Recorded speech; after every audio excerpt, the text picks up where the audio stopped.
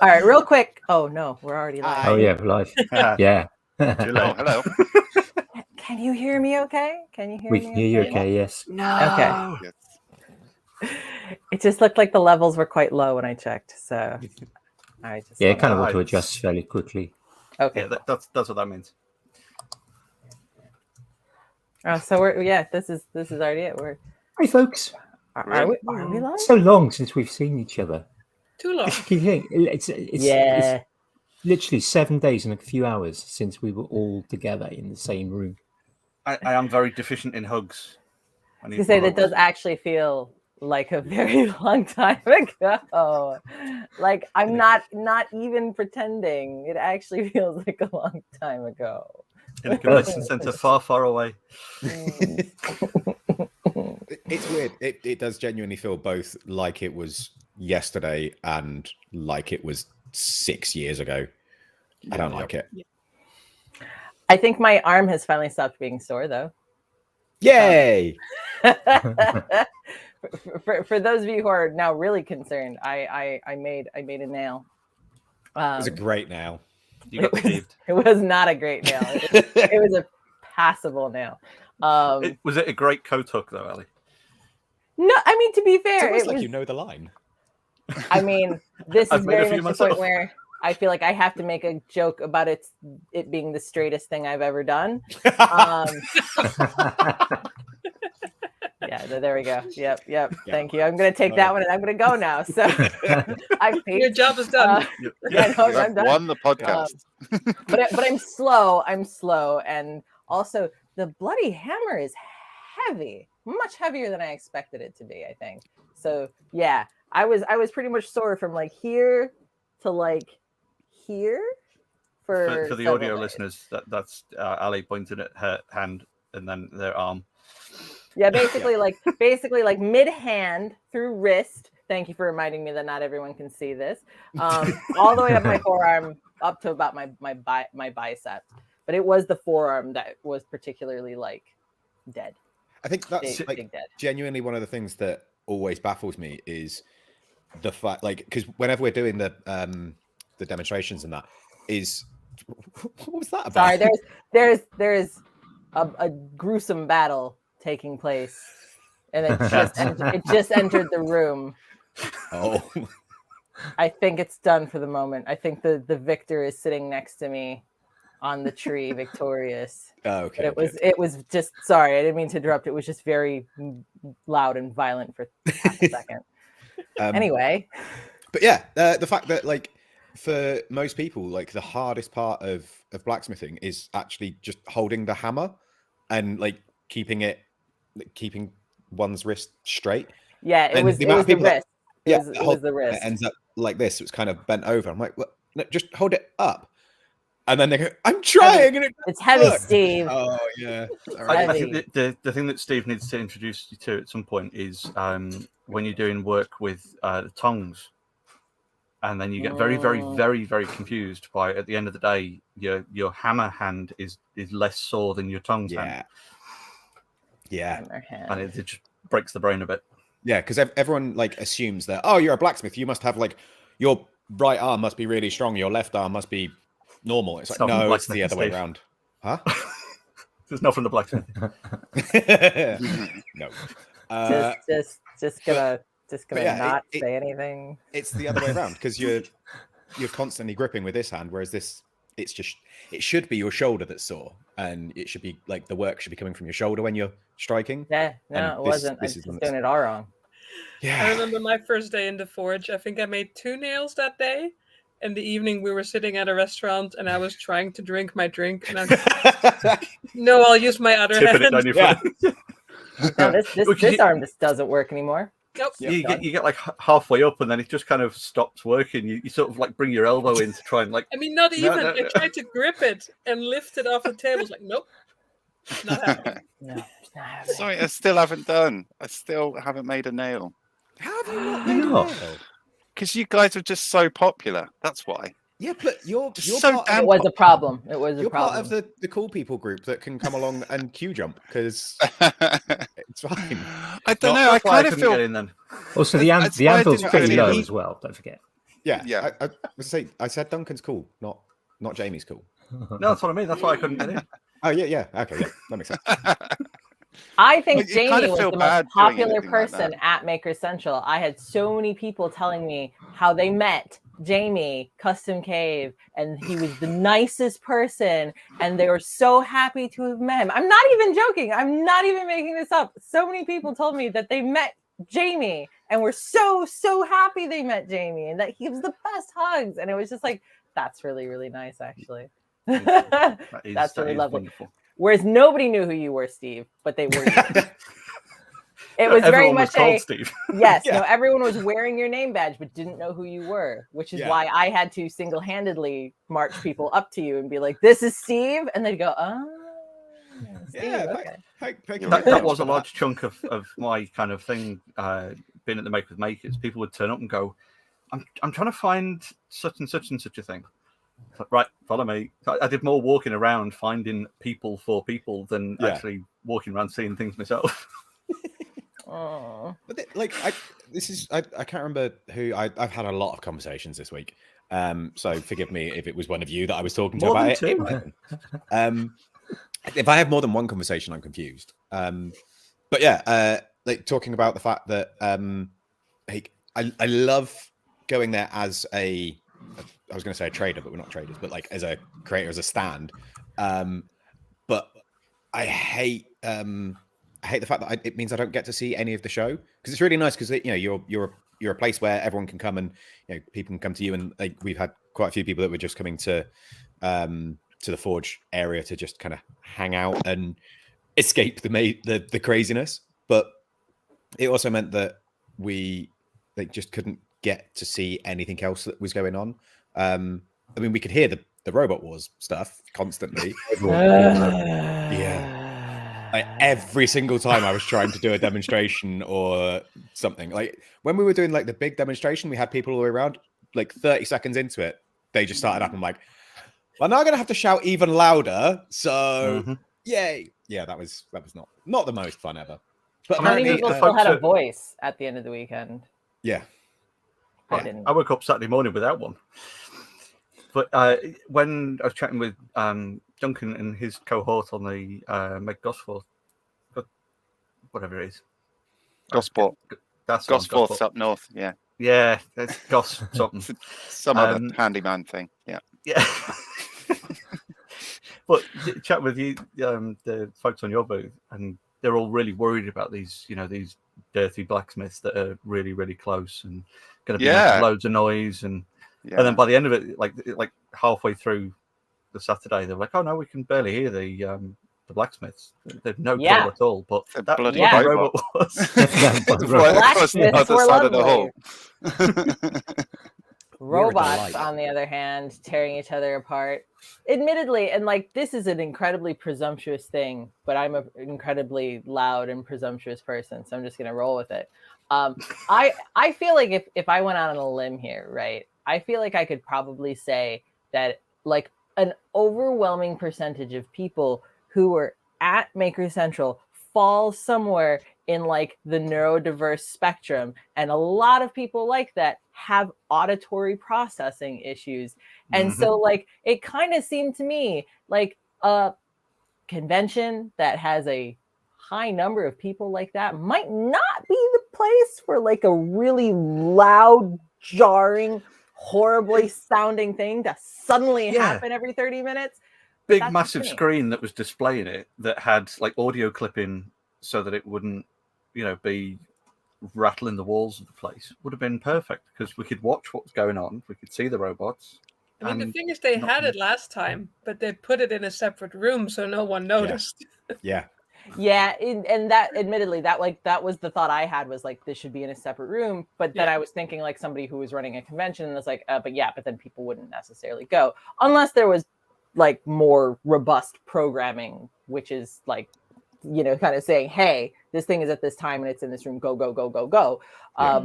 So like, I get it, but also I definitely got quite stabby at times when it was happening, because it was actually like, it was really quite upsetting. Yeah. I was able to deal, but like it was kind of like right about there. So yeah. So like people are actually saying in the chat that they felt the same. So it's not it's not just me. I'm kind of glad that it's not just me. If you have the adequate quantities of breakfast cider, I think that was just about taking. I did not. I only had the one, and also I need you to send me links because I shall. That cider is really good. I'm also I have to raise a complaint about this. The fact that my breakfast cider turned up at the end of the day on Sunday. That's yeah. Next, the thing about the Robot Wars is the only way to deal with it is to be there and watch it, because then it's a lot of fun. then you know. And it's like, yes, hit that robot harder! Come on, take out the axe and just smash it. It's like, yes. I think I would have You're to not watching just it. wear earplugs. It's very annoying. Unexpected I think violence that from Ellen. close might be a bit much. I was gonna say, unrelated to Robot Wars, I do have to say, Duncan, the lovely bamboo straws that you gave me have already done an art. I had to really. Yes. Awesome. I used your straw this week to do a bubble glaze on one of my pots. That's a good honor. It worked really great, and it did not get stained, which was great, because I was at one point cool. I was looking at it, I was like, oh, is bamboo gonna just suck up the color from the underglaze and just be permanently stained? Nope.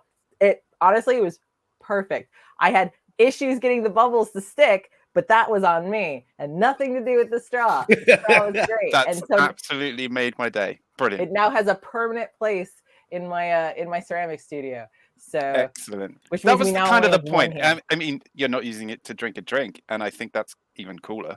I mean, the other one is at home for drinking drinks, but I literally needed a straw to do an art. So fantastic. It was that's really perfect. cool. Yeah, I'm glad. That was kind of the point, because a lot of people do like coins or little knickknacks to give around, and I've still got loads and loads of these coins, and they're all great, and they're all made out of different things, and they're interesting to look at, but they kind of end up in a drawer. And that's I fair. just wanted to do a little something that might be useful. Yeah, and so it that's totally awesome. is. No, I think it's great. feel you. I feel you on that. I think that might actually be part of the reason why I very much set out to make a maker coin and never did. Yeah. I've got a drawer full of maker coins. I love them. Like, I love seeing them, but then I am just kind of like, oh, what do I do with them? Admittedly, I do have potential use for them, and that's a cat toy. But I don't feel like that's its intended use. Yeah. So a whole cat mobile with all of the coins dangling on strings. Not even a cat mobile. Just a Steve mobile. I like on that shiny idea. things. Ooh. See, I feel really bad though, because with the straws, because I pulled them, like when I got back on Sunday evening, I just dumped everything in the house and came to it Monday. Opened up my bag Monday. Had completely forgotten about the straws, so pulled them out and got really excited all over again. I was like, "Oh my god, I forgot about these!" And then put them in the kitchen. And then, like 2 days later, so on like the Wednesday, was in the kitchen, like just doing some stuff, and was like, "What the hell is that?" And like picked them up again, saw them again, was like, "Oh my god, I forgot about these!" I got really excited again. And that's value for money. That is the gift that keeps giving. Yeah. Steve the goldfish. I did that during the actual event. Like, and again, I've spoken to a few people about it. Like, I think it was because obviously every year is really full on, but something about this year just seemed a bit. I think it was because maybe I'm just a bit out of practice with the whole social thing. But there was at least 2 times on Saturday during the day, including when we were doing the demonstration, and Saturday evening as well, where my brain just did a reset, like mid-sentence, just where am I? What's happening? What's going on? What's my name? And you had a full reboot. Yeah, That's why we all had your name on a badge. That's why it is. But like to the point where I did it whilst I was doing a like one of the Have a Go sessions, and Joe was manning the shop side of things, and I was going through with the guys and doing the demonstration, and I can't remember what I just said, but I just explained one bit. Brain just, poof, and I just looked up, just looked at Joe like a rabbit in a headlights, like, what was I just saying? Where am I? What had I just done? And Joe just looked at me like, "You're an idiot. What are you talking about?" And then the student turned around and he looked at me and went, "You were saying about whacking it." I was like, "Right, yes. So you whack it like this and carried on with the whole thing." But like I've never had it that bad. Not while I've been performing as such. You know the saying. You know the saying. You lose your train of thought. Yeah. You didn't just lose the train of thought. The train of thought was off in the middle of the field on its side, just like just disappeared. Yeah. To be fair, that is actually something I say about myself often, is that I didn't just lose my train of thought, that it's tipped over in a field. You know, there's nobody on board. Like, that is a thing I frequently say about myself. The bit in Back to the Future 3. The one I don't know. Where are they? Are they in the future or the past? Yeah, where it's when they go back into the Wild West, and then and then the train's going, and then the train's going along, and they blow up the bridge, and it goes down. That's your train of thought. Yes. So it is exploding in a gorge. No, it's behind the Steve, mic. when you were in school, did you ever have a teacher who go, "What did I just say?" Constantly. Point at a student. Yeah. That teacher probably had forgotten what they just said. That's a great trick. Like Andy, you were blowing tiny minds right now with like the insider teacher information, because like it's like, oh shit. Who are you calling a tiny mind? If a teacher targets a student that's not paying attention, they can use that to target a student who's not paying attention, just to kind of see if they were paying attention. But if they target a student that is probably well known for paying attention, it's probably because they forgot what they were saying. Yeah. Looking back at teachers as an adult who easily could have been a teacher, I'm just like, yeah, I see you now. It's the same with your parents, isn't it? Once you become an adult, and then you see your parents for being adults. Especially when you're seeing them at your dad's not an adult. I was gonna say, yeah. But yeah, seeing your parents, or being your parents' age when they had you, sort of thing. You know what I mean? When you do that kind of catch up and you think, "Holy crap, I couldn't." Yeah. There's a reason why I'm not. Yeah, it worries me that my parents had 3 children by the time they were this age, because I can barely look after myself, let alone Murph usually looks after you, doesn't he? Well, yeah, but anyway, Make Essential was great. We did a thing last week, didn't we? Yeah. For anyone who hasn't actually guessed, last week we went to Make a Central, which hadn't happened. Was that the first week of Maker's Waffle? We did a no, there was an episode went out, shortest episode, record-breaking shortest episode. Ish, unless you include how short are we talking here? Because I know the record-breaking longest is really long. I mean, it was 26 minutes, I think. Oh, yeah. So I mean, what we had to say could have been done in 5, but yeah. For anyone who hasn't checked it out, it's hilarious because we tried to do future past tense in the present. I was so confused. So were we. We were trying to talk about where we would be at this point when the thing goes out live, even though we were recording in the past talking about the future, and we got very, very Steve confused. You got very Steve. I'm not Steve a verb now. Yeah. Apparently, this has been in one of the other group chats a lot recently, is people being like, "Oh yeah, you just Steve that." I'm like, "That's not no. I'm not a verb. I'm a person." But we all know what it means. I think that's the worst of it. Language is a funny thing. Yeah. Language is a funny thing. But yeah, so anyway, Make a Central. Hello and welcome.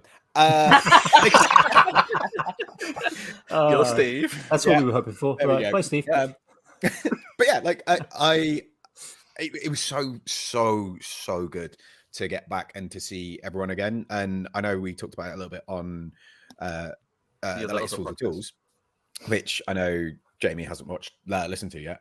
But we were talking about the fact that like and this has been brought up so many times about doing just meetups, whether it's regional meetups or whatever. And because I've been trying to do something similar with friends around here. I'm trying to organize just a regular games night, even if it's just once every 2 months or something like that. Just because I think being adults and having busy lives, wait, who's an adult? having responsibilities and stuff, being legally of age. Yeah. But like it's really easy to let stuff slip, like the social side of things, because it's that whole thing of, you know, you've always got a priority list, and stuff that you think of as being fun, i.e. being social, is constantly dropped down because I don't need it. That's just a nice to have. Yeah. But I think it's actually really important, and it's not a nice to have. It is needed. It is something that you do need to prioritize. And I think, like, for me, that's why I'm trying to do something where I know that it's going to be the second Saturday of every month, or it's going to be every 6 weeks or whatever, just because if it's in the diary and I can plan around it then, and I can't just constantly be like, oh yeah, well, give me a shout closer to the time and we'll sort it out, because that's what I do. And then I end up getting busy and agreeing to do other things before then. And yeah, I think like the idea of doing some kind of smaller regional meetups could be quite good fun, because how are we defining region here? As big or as small as you want. Like, you could just do a London centric one, you could do a county one, you could do however far you're willing to travel. Yeah, basically. So like we've got a small group of us that meet up in the southwest. We were trying to do it monthly, but it's kind of not worked for the last couple of months. But like with Dandles and the Atelier guys and everything, just meeting up occasionally, just for the sake of actually meeting up and talking about stuff. And I'm gonna try and start trying to organize like a couple, like maybe a southwest, maybe a southeast, maybe a northern one, sort of thing. But I'm really bad at everything, and administration being the worst of them. So I'm kind of like actively encouraging. PA, I am well aware. Exactly. So I'm like actively encouraging other people to, you know, to do the organizing. Yeah, to do it. So, like, because it, like I say, it doesn't need to be this huge thing where you invite 300,000 people and you get a big hotel or whatever. It can be literally like, hey guys, I'm going to be in this bar for this amount of time on this date. Anybody that fancies coming and catching up, go for it. Or it can be like dropping a message to 3 or 4 people that you know that live within your area and saying, you know, I'm going to be there. Or, you know, if you're working away, like Camo Customs, Ross, yes. I was going to call him Rob then. Ross, he's going to be down in Bath. Fuck. Don't reference. Yeah, I was just say don't put me off Red Bull references. But like he's going to be down this way in Bath in a couple months. So that's a great excuse. It's like, oh, Rob, fucking hell, it's all your fault. Just call him Steve. Yeah, it's like, Steve Ross is going to be down. So we're all going to meet up, like, and I'm going to be up in London. Maybe a couple weeks. I haven't really sorted it out yet. June. Before June. No. After June. In June. In June. So I'm going to be in London in June. Allie, have you taken on my responsibilities as Steve's PA there? Only for this one thing. Yeah. Because if Steve shows up before June 10th, guess who's not going to be in London? Yeah. But anyway, so part of the thing is I want to if I know I'm going to be there, I'm going to put a thing on various socials and just be like, I'm going to be in London. We're all going to meet here. Anybody fancies joining, just come along. Sorry, I just got really distracted then because I've got the YouTube on this screen, and I just saw how much I was waving my hands around, and now I feel really self-conscious. Testiculating. waving your hand Yes. around, talking bollocks. But yeah, like I'm going to say, like, I'm going to be here. Everyone should not because it's me, but just because like there's going to be a bunch of people meeting up. That's an excuse. Fuck off. And I'm actively trying to encourage other people to do the same thing. That's all I'm trying to say. I'm just trying to be nice, and you guys are being mean. It's a really good idea because it is a genuine problem. Though that said, you were saying like, oh yes, small thing. But what if we also got a castle for a week? Yes, to make a comment. Yes. Everyone brought This again.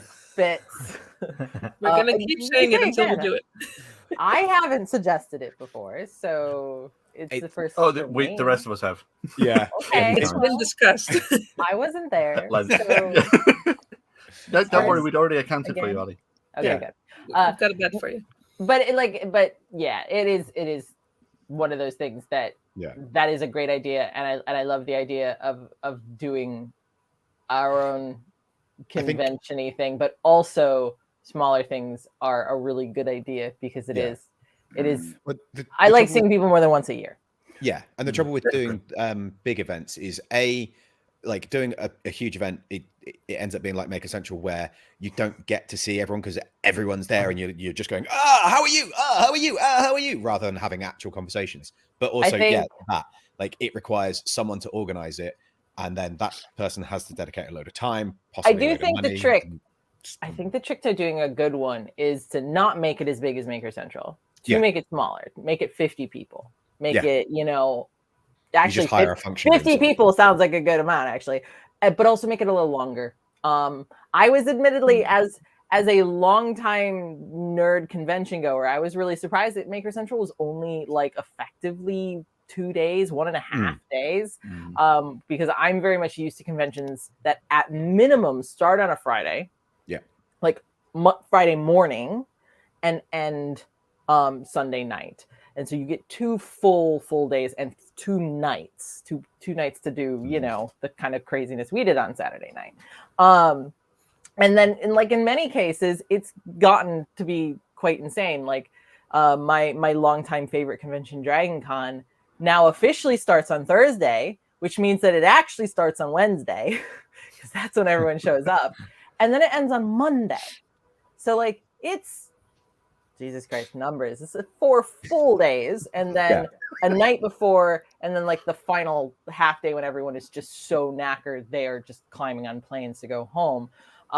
That is a nice juicy, chunk of time. 2 days, or again, like I said, 1.5, because Sunday everyone was packing up at like 4, or 4:30 or whatever. Yeah, that doesn't feel very long. So so you don't really get as much time. So like I said, a week in a castle. But a counterpoint, I also, because I love the idea of the local meetups. Yes. But also, I think all 5 of you are in the UK, and I'm like here in the middle of nowhere. Yeah. Where nowhere? Like an hour outside of Cologne, in Germany. You know what? I've never been to Germany. I should take a trip. That brings me to my next point. I think most of us are not as lucky that we have so many people, like even within like a 5-hour drive of us. Yeah. Plus, on top of that, I love Maker Central, but like I am much better at talking to people one-on-one. Yeah. And in a group, I just get overwhelmed, and I just sort of sit there and listen, which is a lot of fun. But like if I really want to get to know and talk to a person, it needs to be much, much smaller. Like even 50, it's still like 50 is still a lot of people. It's still a lot of people. Yeah. So I'm actually thinking that I want to go to more events now that we can again, and I love traveling and all of that. But I also really want to try to do a lot more. Just like, hey, you have a house. How about I come stay for a weekend? Yeah. And vice versa, of like just hanging out one-on-one. I'm so much better at really talking to people that way. So I just want to throw that out there as well. Of like, I think we need all of those things, like the really big, the really small. I'm gonna check out flights to Cologne. Yeah. I've never been to Germany. It's so good over there. I'm hopefully gonna be going over for Hanover this year as well. For the Maker Fair. But I might do an Al and fly over and fly back on the same day because when is that? because Al. September, I think. Owl. I heard owl. September. I was like, what? How is that an owl? Oh yeah, no, I mean, he can rotate his head all the way around. So yeah, I'm just going to transform into an owl and fly. Sounds fair. That's just round in circles though, because you've got the one big arm, haven't you, Steve? Fucking hell! Fuck's sakes! Can only turn right. Oh god. Oh god, it's good. But yeah, no, I do think, Ellen, you're right. Like we are very, very lucky where we are, and I'm particularly lucky because I've got like Yandles is just down the road, which means Dandles is just down the road. But even with Dandles, like I barely ever get to see him because life is I walking around with a blue puppet. Yeah, and we don't like make that that time. So yeah, I think it is hard to do, but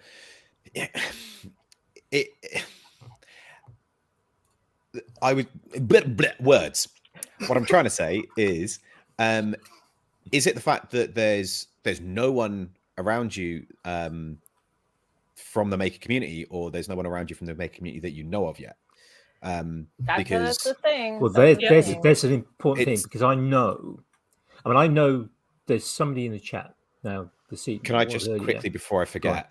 Yeah. I just wanted to quote Field of Dreams and do "If you build it, they will come," but with thingies instead, events instead. Like just put on an event. I mean, it's almost like it's a Wayne's World 2 quote of "If you book them, they'll come." Yes. Sorry, Andy. Yeah, carry on. Well, I was going to say, I know that there's a maker in the chat who lives, as the crow flies, about 6 or 7 miles. As the roads go, about 10 miles. Well, yeah, you need quite a few crows to get, and they have a habit of kind of dropping bits, so it's kind of it's not really very sensible. They're more likely to keep the Welsh cakes and drop you. Yeah, and if you this is the problem. If you're actually carrying food, they tend to want to all carry the food, and then it gets messy. And yeah, people wonder why I've actually got a bad back. I give some story about an industrial injury, but yeah, actually, it's actually bird trouble. That was the problem.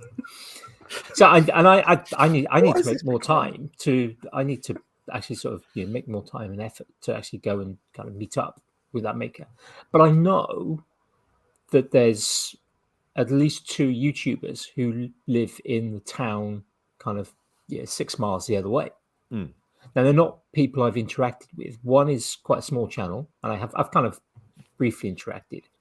But there's one that I think is quite a big-ish channel. I think it might be like sort of 50 or 60,000, if I remember correctly.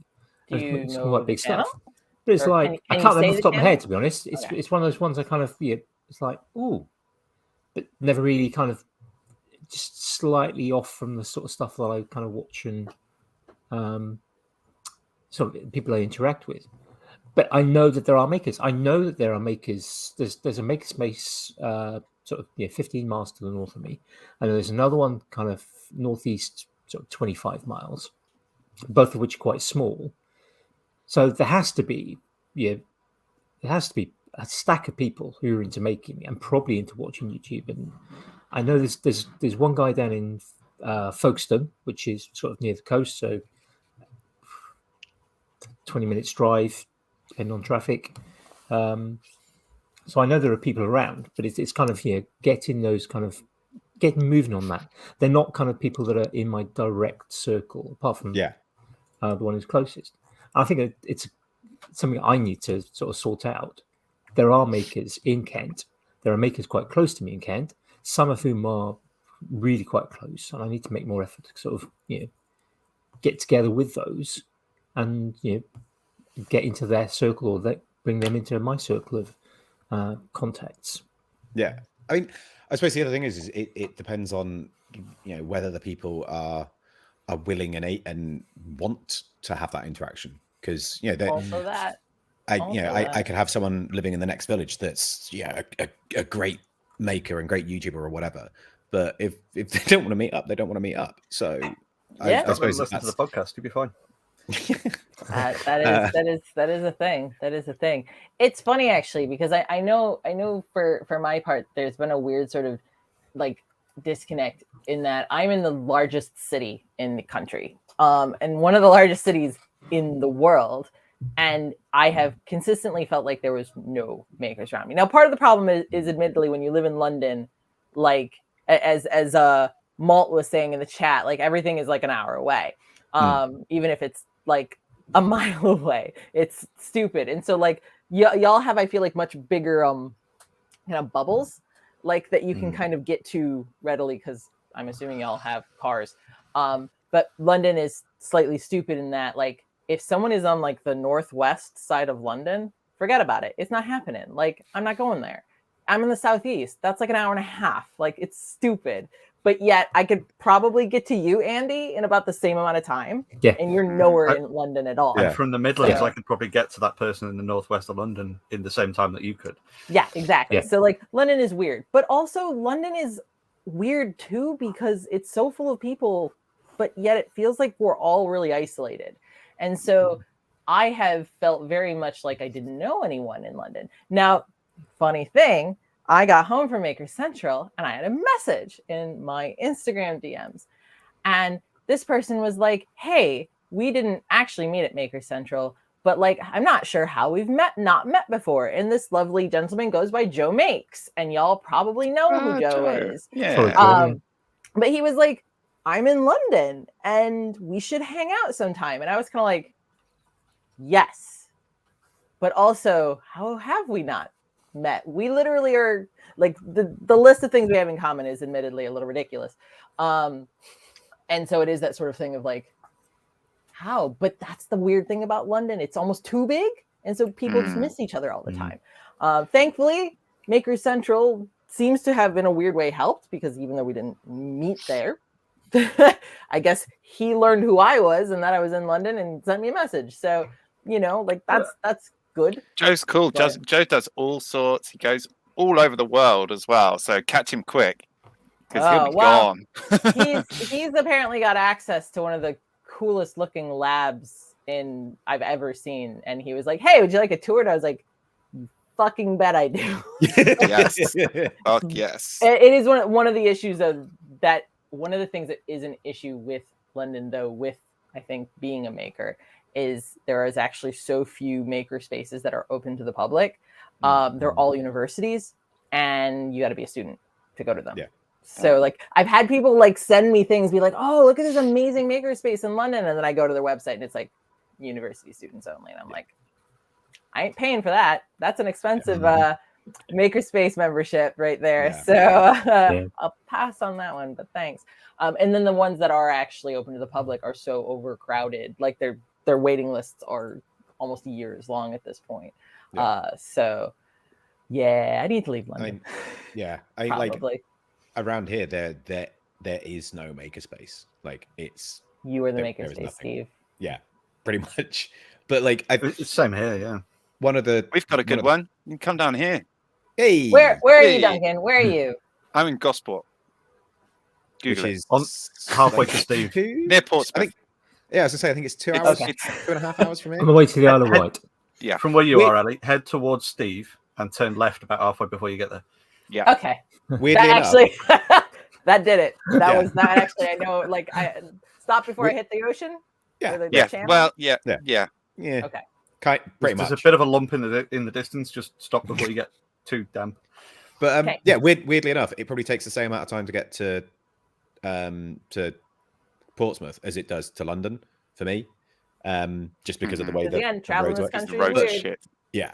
But that I was having a conversation with one of my friends about this. I'm pulling up a map just in case anyone's wondering. Like I need to see like. But yeah, like the whole thing of like, oh yeah, but you know they're 2 hours away or they're 3 hours away. What the fuck else are you going to do with that time? Like, because it came up because I said about going down to basically going for a walk on the moors with the dogs, and mate was like, it's a bit of a long way to go for a dog walk, isn't it? I was like, well, what the fuck else are you going to do? It's a Sunday afternoon. Like, yes, it's an hour drive there and an hour drive back, but all you're going to do is sit at home and watch Antiques Roadshow or something. Like, and what you're going to do with 2 hours? Speak for yourself. I'm working on a Sunday. Like 2 hours is like a third of a Maker's Waffle episode. As I say, this is coming from someone that has literally zero free time.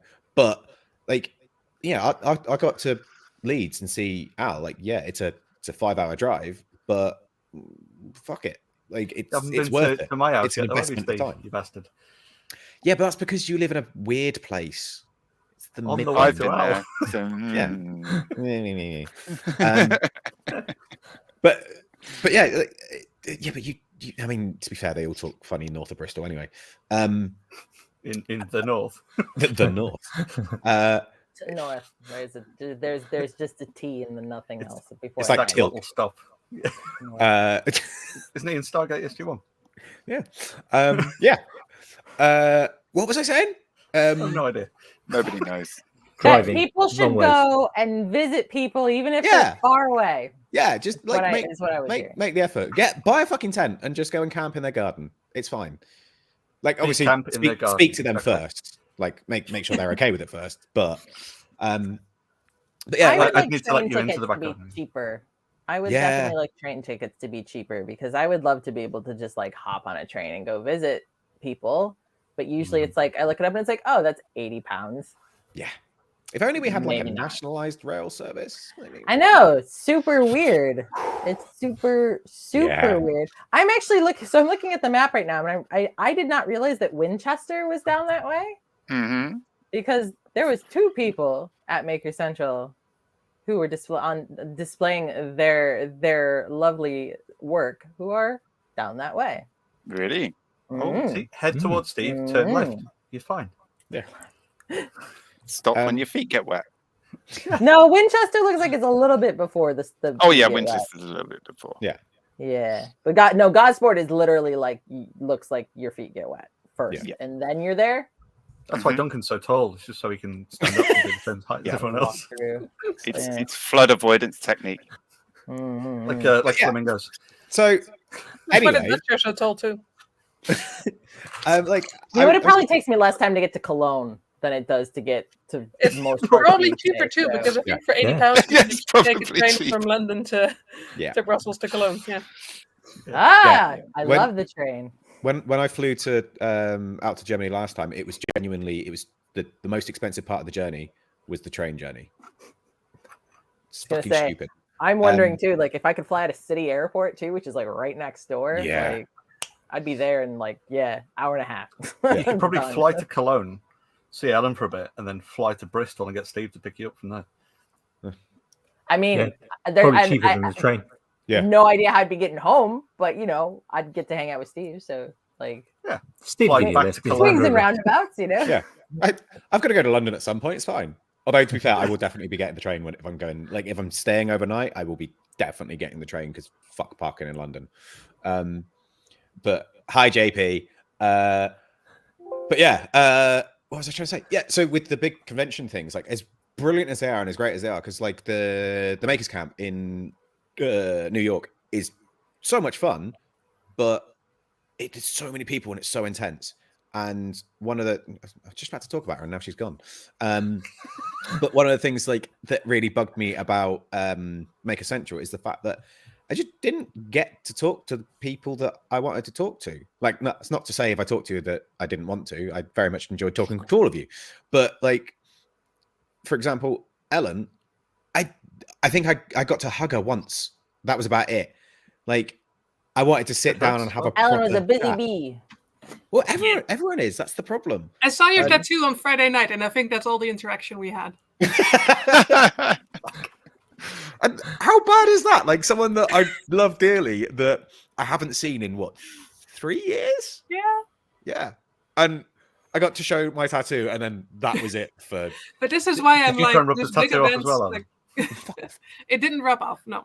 Good check. But this is part of the problem. I mean, of the 6 of us here this evening, 4 were assigned to stands or events for some or all of the of the weekend. Yeah. Mhm. Yeah. It's just Ali and I For were me, the it only was 2 who were much really better assigned this year. to a specific thing. It was, yeah. We were free Yeah. flowing, Because which is Steve, you exactly mentioned how I it. wanted it. Like Steve, my last time was exactly like yours this year, where it's just work, eat something quick, back to the stand, keep going, and Not even getting something quick. Like because there was a queue of people wanting to talk, and I got overexcited and didn't get us to go and eat. Didn't eat. Right. No, I'm at least clever enough to like sneak out and get food. But I'm not. This year, as like I only had one class a day, and then it would sort of help set up for the next one and things like that, hang around a bit, and then by 1 o'clock I was just done for the day, which was perfect. Because I actually got to walk around and see some of the show and watch the robots kill each other and all of that stuff this year, which I did not get to do last time. So I highly recommend half-day shifts. Yeah.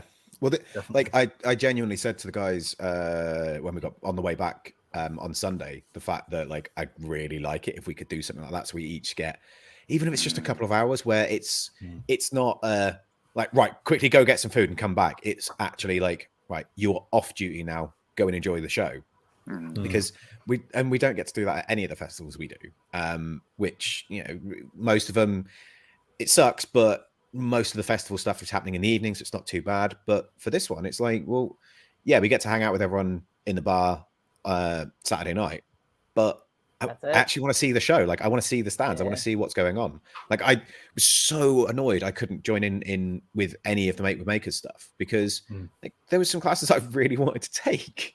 I mean, luckily, I think I might be jumping in on Dandles and Jandles' little thing with Lucas, so I can possibly maybe make a puppet as well. And I may have to just fly over to Scandinavia to have a carving lesson with Terje, but that might be a little bit excessive to fly over for a day, so I might have to stay there for a little while. Maybe. Well, if you the other option is to fly him back over here again. Ooh, because you know you just need a and that way I avoid the floor. Yeah, I avoid the issue of having to possibly see Rasmus as well. Yeah, so, same bit of. That's well worth going out your way for. Yeah. Maybe we can do that. I'll come along, and we can take small people pictures together.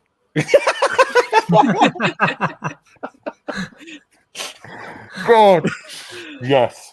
Like Joe at the very first Maker Central, but then real. Yeah. I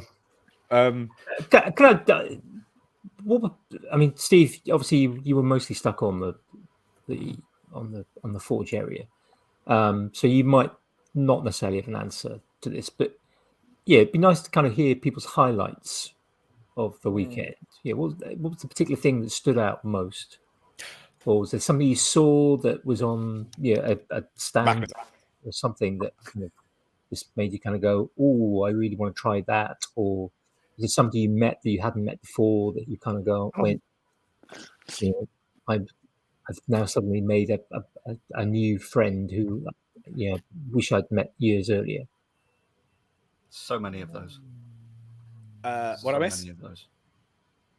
Let me see, just laying things up for like, what would you highlight there?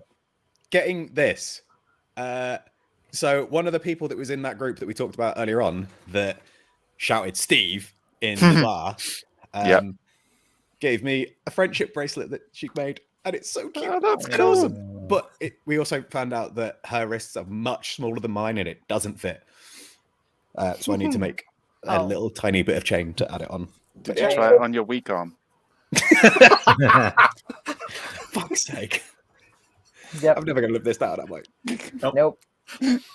Or wear it on other body parts. And for once, that wasn't me. Yeah, I'm thinking, like a necklace, like around your ear. Yeah, just. Oh right, yeah, okay. Yeah. Or is it bubble for your ponytail? Yeah.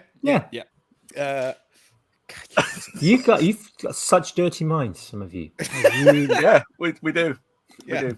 That's well established. Highlight for me was meeting people I already knew, which sounds a bit weird, but there's so many people that I've talked to online in Hangouts on Google or Discord or whatever that I'd never met in person. And just to go and meet those people and give them a hug and little natter, react and look up. Even though like it's like I know you, but I don't know you because it's not the same. But so yeah, I think that was highlight for me. I'm never very good at like meeting new people and having long conversations. And Jamie was kind of my keeper for a little bit and throwing me at people. Yeah. Go say hello to this person. Look, come and meet this person. I'm like, yeah, cool. And then I'm like, rabbit in the headlights. And yeah, I don't cope with that very well. But I did some of that. I did a little bit of that. But I think mostly it was putting hugs to faces. That's such a beautiful way of putting it. I love that. Yes. Yeah, it was good. Yeah, I love that phrasing. Ellen, what about you? I'm thinking about it. It was somehow different than the last 2 times. I think those times I came back with just all of this inspiration and like I want to make all of the things. And I still have that now, but it's sort of different. Like we haven't seen each other for that long. And it was much more about the people now instead of the creativity. It's just like deepening relationships, getting so many new people. Like I was sort of not expecting it. I was going like, oh, I've seen all these people before and there's going to be a few new ones, but so many people I had never met. And even people that had been there for all the other Maker Centrals, but somehow I had never met. Like Alex, who was apparently there all the time. It's like, I don't know how we just sort of passed each other all this time. Yeah. But yeah. See, it's funny you say it like that, because one of the things that I kind of felt when I came back is not that I wanted to go off and like I wasn't inspired to go and make a thing or to try this new thing or whatever. It was just this thing of like, I really want to do some group projects. I really want to work with that person, or I really want to work with that person. And kind of I think it's the sharing of the sharing of knowledge, the sharing of skills, the sharing of inspiration. Like for me, that's the best part of any kind of meetup or anything like that, is that like, when you share a passion, it ignites it. It's like blowing on a fire. It makes it so much more than it is on its own. And the idea of being able to do that all the way through a project, rather than just going like getting really excited and being like, I'm going to make a thing, and then coming home and that gradually kind of mellowing out until you're at the point where it's like, I'm going to finish that thing at some point, maybe, which is what happens to me all the time. Like I've got so many half-start projects. Pile. Yeah. And I know what you're thinking, and shut up, Allie. But no. But like the idea of being able to maintain that level of enthusiasm and excitement and shared passion all the way through a project. Like I want to do that. I want to do that more. I love working with people. That's why I hated the job that I was in before, because even though I was in a team, we all worked on individual problems, and yes, we might work with someone else on a problem, but it was, even in a room full of people, everyone had headphones on, everyone was just and there was no interaction. And I think it's that interaction that I kind of tend to feed off. That's why I love teaching, because it's a constant back and forth. No. Thanks. Yeah. Nice. Allie, what was the highlight for you? So it's like, it's obviously hard to choose a single thing. I have to comment on just simply meeting people in the meet space, in real life. I like the putting hugs to names, because it was very much that, because like it was hilarious.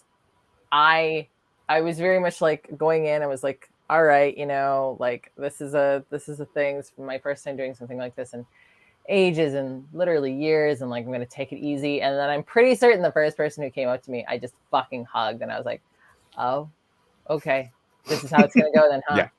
All right, clearly I want to hug people, so that's gonna happen. So yeah, there was a lot of hugging, but like getting to meet all of you, you know, face to face, getting to meet fans and like people that I've known online for quite some time, but have again never met face to face.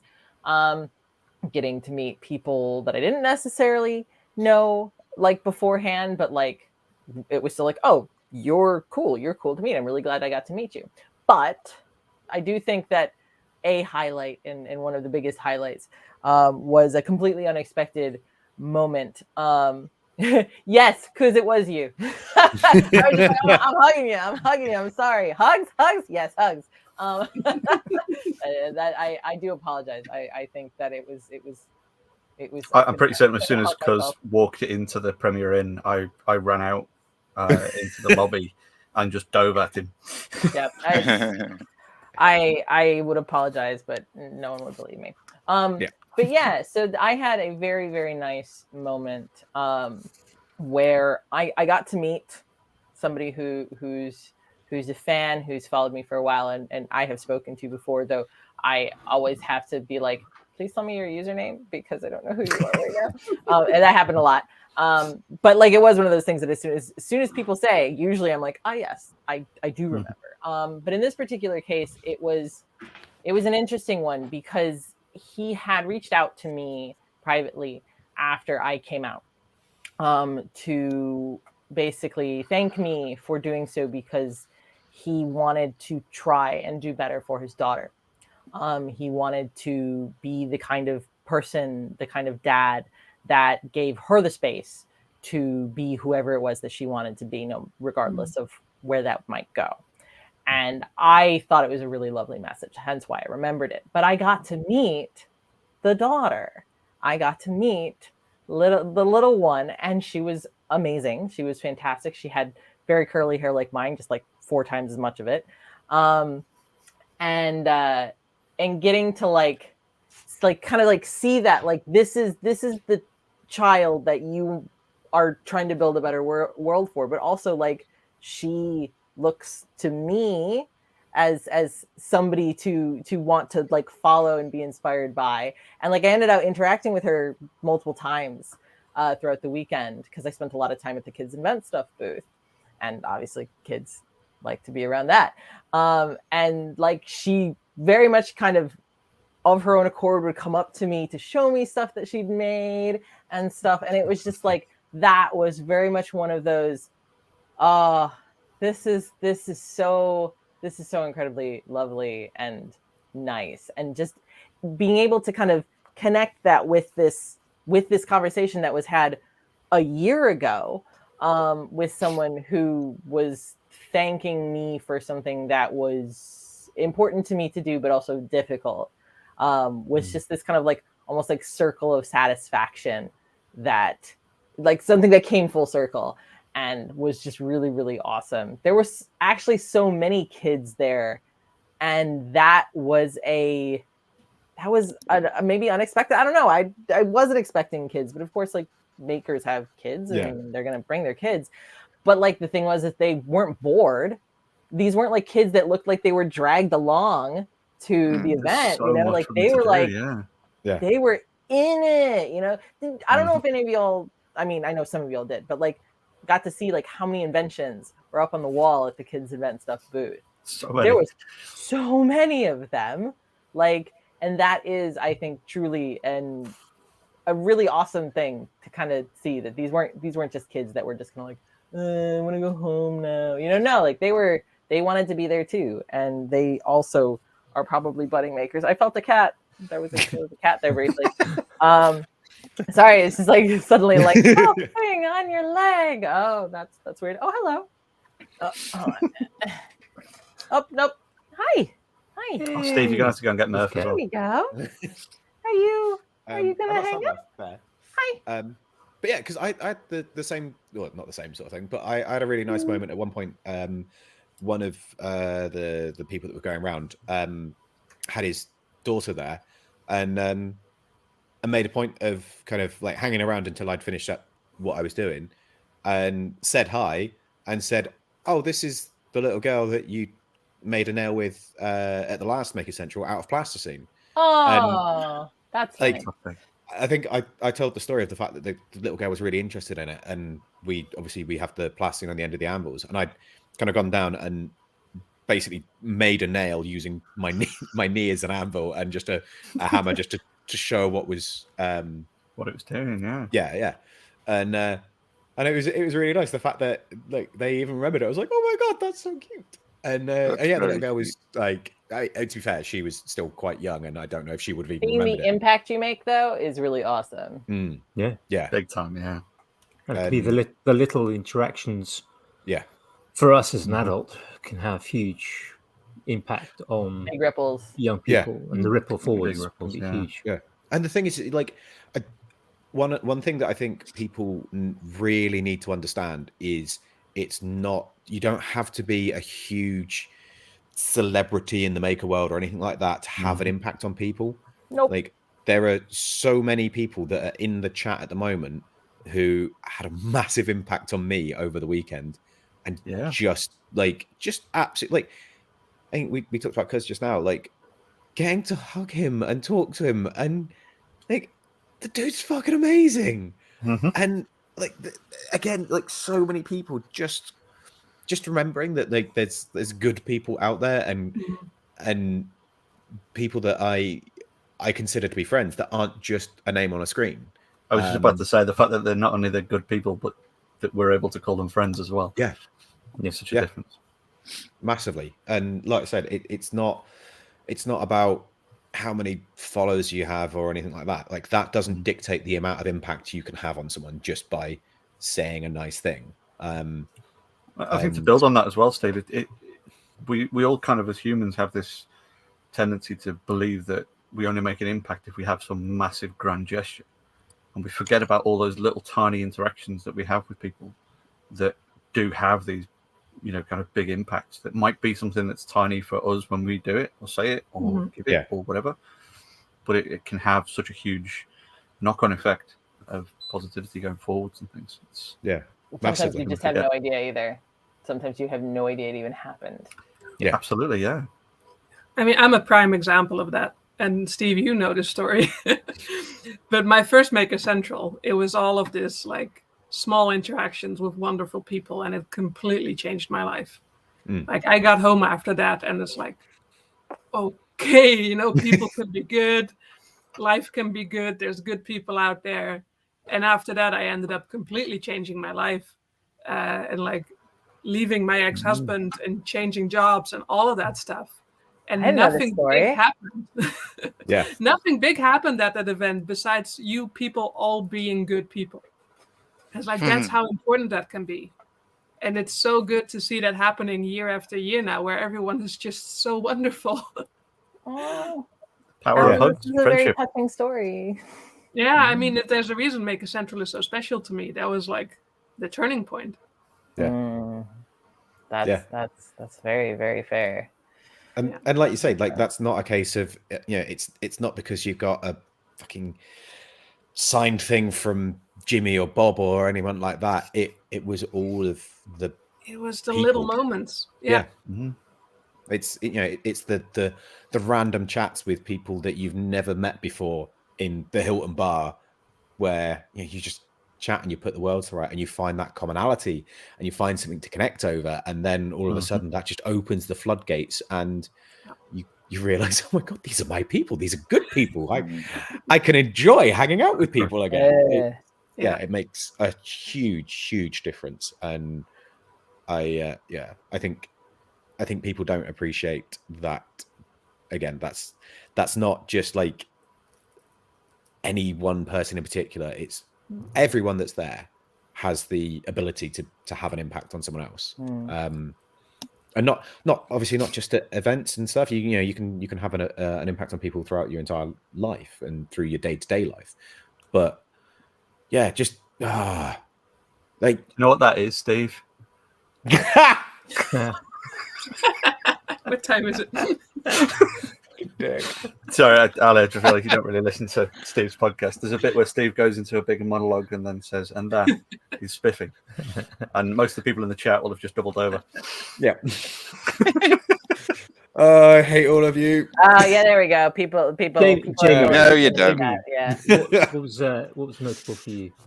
In a similar vein, being on the Make with Makers stand, just having so many people coming up who were interested in what we were doing, who were astounded that you could come and do something and make a puppet or make a pencil case or carve a figure or make a bracelet or make a junk robot. And the amount of kids who were seeing like SOS robots and were just like, ugh! And not only the kids, but then like kind of big kids and then kind of adult age kids who were then going, can I join in? You know, yeah. So that kind of thing. Just seeing the lights in people's eyes when they could do that, but more importantly, like at the end of those sessions, sort of like swoop in. I think we all were on that because we were all feeding from that. Like kind of big maker energy vampires. Kind of swooping in at the end of the sessions to just kind of feed off all that. Kind of fantastic, awesome energy that people were exuding. Maker energy vampire. The energy in that area was just fantastic. So much so, and seeing those faces at the end of like people holding things up and going like, "Look, I just made this," and Red and I had an absolutely wonderful moment on the Sunday. A guy had come along earlier on in the day and just said, "Look, my two kids, they're young kids, but can they possibly come and make a bracelet?" It's like, well, some of the tools are probably a little bit beyond the reach, grip and strength and all the rest, but come and have a look. Or he said, "Oh, can I maybe make one for one of them?" So, absolutely. So he signed up and he had his daughter with him, and he was making the bracelet. And once he got past those kind of the more difficult things of cutting it out and things like the things that needed big people hands, that kind of thing, Red focused on them and just went through every single step, holding the tool in, and that little girl made her own bracelet. No. And just the look in the dad's eyes with his daughter on his knee while she's making this bracelet, and the look on her face of the fact that she's there with hammer and tooling and putting her name in the bracelet, and she was in awe of the fact that she was doing this. And even afterwards, they'd been at some of the other sessions as well over the course of the weekend. And afterwards, their dad Colin, he reached out to all of us and just said thank you so much. It made such a big difference. But before he'd even reached out, that was the moment that me and Red had like agreed was our kind of top moment from the weekend, because it was just such a wonderful, empowering moment to be able to like offer that gift of tuition or of help to enable someone to go, holy shit, I can do this. And for her to have made this thing and be able to hold it up and go, look, I made this, Dad. And the pride and the joy in his face as a parent, being a parent of a daughter who makes stuff, and the pride in her face of being a young lady who's made a thing, was just topped everything. Jeez, the castle, that one. Absolutely. And granted, it was all right seeing you lot, but that was just... But like, jokes aside, like, how fortunate are we that we're in a position where we can be part of that? Like, we can be part of someone's like awakening of makering or whatever. Like, it's fucking amazing. And like that's like, I've talked about it countless times. Like, that's one of the reasons I love teaching and I love sharing. Like, and it doesn't necessarily need to be blacksmithing, it could be anything. Like, being able to help someone else have that moment, like the amount of people that come up and go, oh, thank you so much. It's like, no, that moment is thanks enough. Like, you don't need to thank me for it. Like, it's like, I'm honored. It's seeing that moment when they realize I did this. Yeah. It's that flick of the switch, that moment where it clicks. It's not even that makes it. It doesn't even need to be like, I made this and it's great. It's just that I can do this. it's possible. Yeah, like, You're within capable. reach. yeah, because I think I've probably said this on again countless times. Like, one of the things that I love most about doing demonstrations and stuff is when particularly women come up particularly young girls come up and like they're fascinated by it, but they're like, oh, it's for big burly men sort of thing. No, I can't do this. Yeah, like you 100% can, and you can probably do it better than half the big burly guys here because you'll actually pay attention. Like you'll like you'll think about the technique. You'll actually do it properly. Whereas they'll just pick up a big hammer and just swing it. And like I know I always point out Ellen, Ellen Durkin, because she's a great example of. I like that you looked over your shoulder, Ellen. Yeah, like she's back there. The other Ellen. Yeah, that's great. Because she's a great example of the fact that you don't need to be a big burly bloke because she's a pin-up model, but she's also one of the best blacksmiths I know, and like the work that she does is intricate and interesting, but it's powerful and she is actually an artist. But it's this whole thing of being able to. I'm glad you got one. It's because I've realized afterwards that someone had called me out for it earlier in the chat as well. Fuckers.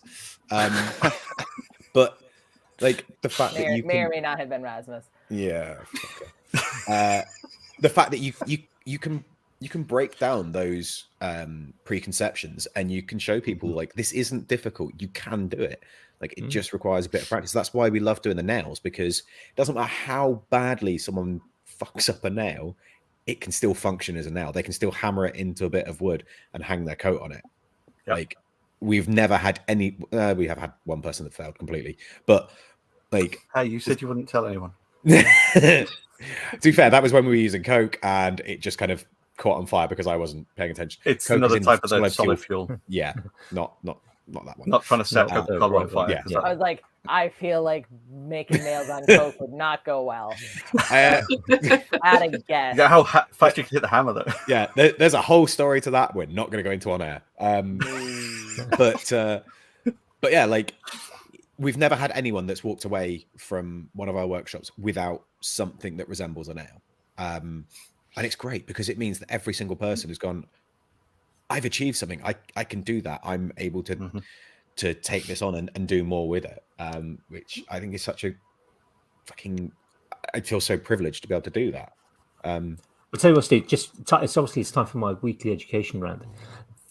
That kind of feeling, where you get somebody going, I've got it, or kind of, I can do it. That type of thing is probably the key reason why teacher retention in the UK and probably in other nations as well is not as bad as it could be based on pay and conditions.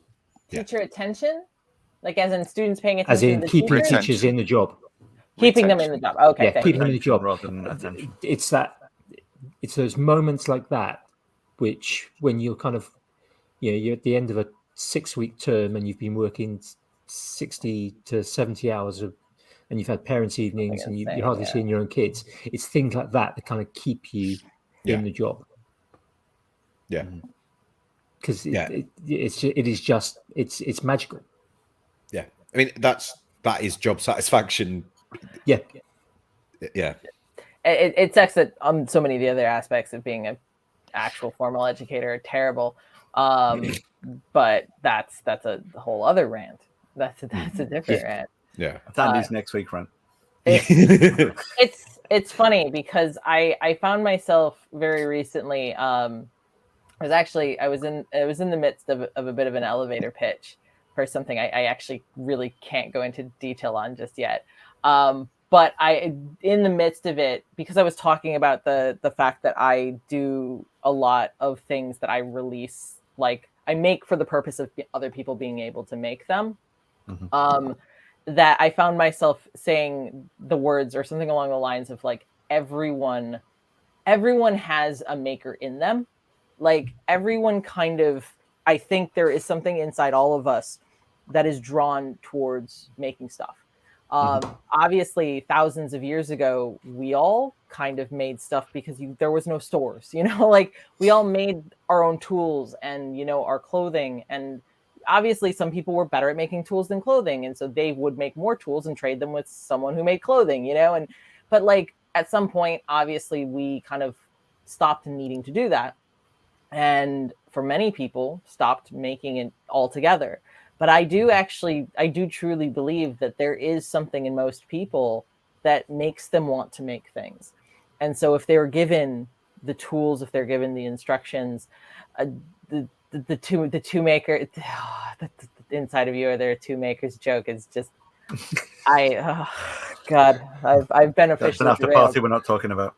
But yes, I do truly believe in a large part of what makes me do the things that I do and share the stuff that I make in such detail and levels that other people can make it is because I do really think that so many people, if you just give them the opportunity, they will be creative, they will explore these things, because I think it is in all of us.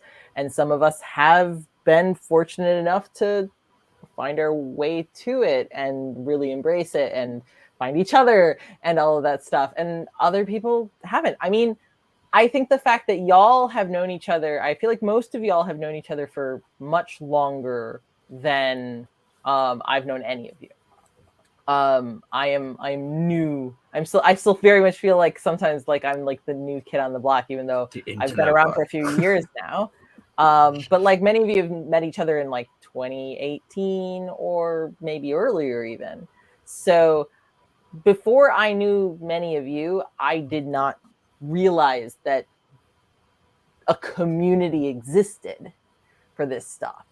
I have always been somebody who just did things. And like I knew various communities existed. I did once upon a time shamefully belong to the cosplay community, which we don't talk about that. Because they are very much their own community doing their own things and not always good. Though there's obviously some awesome, amazing cosplayers out there. Regardless, I didn't even know this was a thing until it was suddenly a thing. And so there is definitely a power in kind of reaching out to new people and stuff like that, because like not everyone does realize that there are other people out there like them. But I also think that a lot of people do have this sort of this thing in them. I don't know why I was making this gesture. I feel like this gesture can be so many things, and for some reason the word chutzpah comes to my mind. And we're not gonna go down that rabbit hole at all. Because that's also one of my favorite ever jokes, which is, "What's this?" It's a dead one of them. Yeah, and then the whole spiel. But oh no, there's now questions about which new kid on the block I am, which I appreciate, because I was the right age when New Kids on the Block were new kids on the block. Yeah, so to speak. Yeah. There's one of them called Steve. For fuck's sake. Probably. Couldn't tell you what their names were. Yeah, all of them. Andy, what were yours? Teachers rant aside, Andy, what was your standout moment from the weekend? Yes. Thank you. Other than the weekend. I mean, as a lot of people knew, I wasn't going. I mean, I'd even and then suddenly you were. Like, well, blame that. Amazing. Well, to a certain extent, there's several people to blame for that. Okay. One of them was Lindsay. Lindsay Murphy, who was Lindsay. I'm so annoyed because I didn't meet genuinely, I really wanted to see Lindsay and speak to her and chat to her, and I saw her for about 3 seconds whilst I was talking to a group of people that she was in, and that was it. And I feel so bad, and I want to apologize. I keep meaning to message her and apologize the fact that I didn't actually get to spend any time with her, because I tell you what, Steve, we will video call you when I'm in Houston. Yes, do it. Because I'm 100% going to be kidnapping Lindsay at some point to hang out. So. Good. Good idea. Yeah, sorry, Andy. I just had to jump in with that. Lindsay was one of them. Well, she posted a story on the Monday night before, or the Monday before Maker Central, and basically saying, I'm going over to this. People have asked me why I'm going all the way over to the Maker Central, and basically saying, well, yeah, Maker fairs are dying and difficult to get to in the States. I've got loads of friends over in the UK. Maker Central might not happen again because that's been mentioned since the first one. The next one might not happen, and of course, and then there was the whole thing about our 2 years of human malware that had been going around.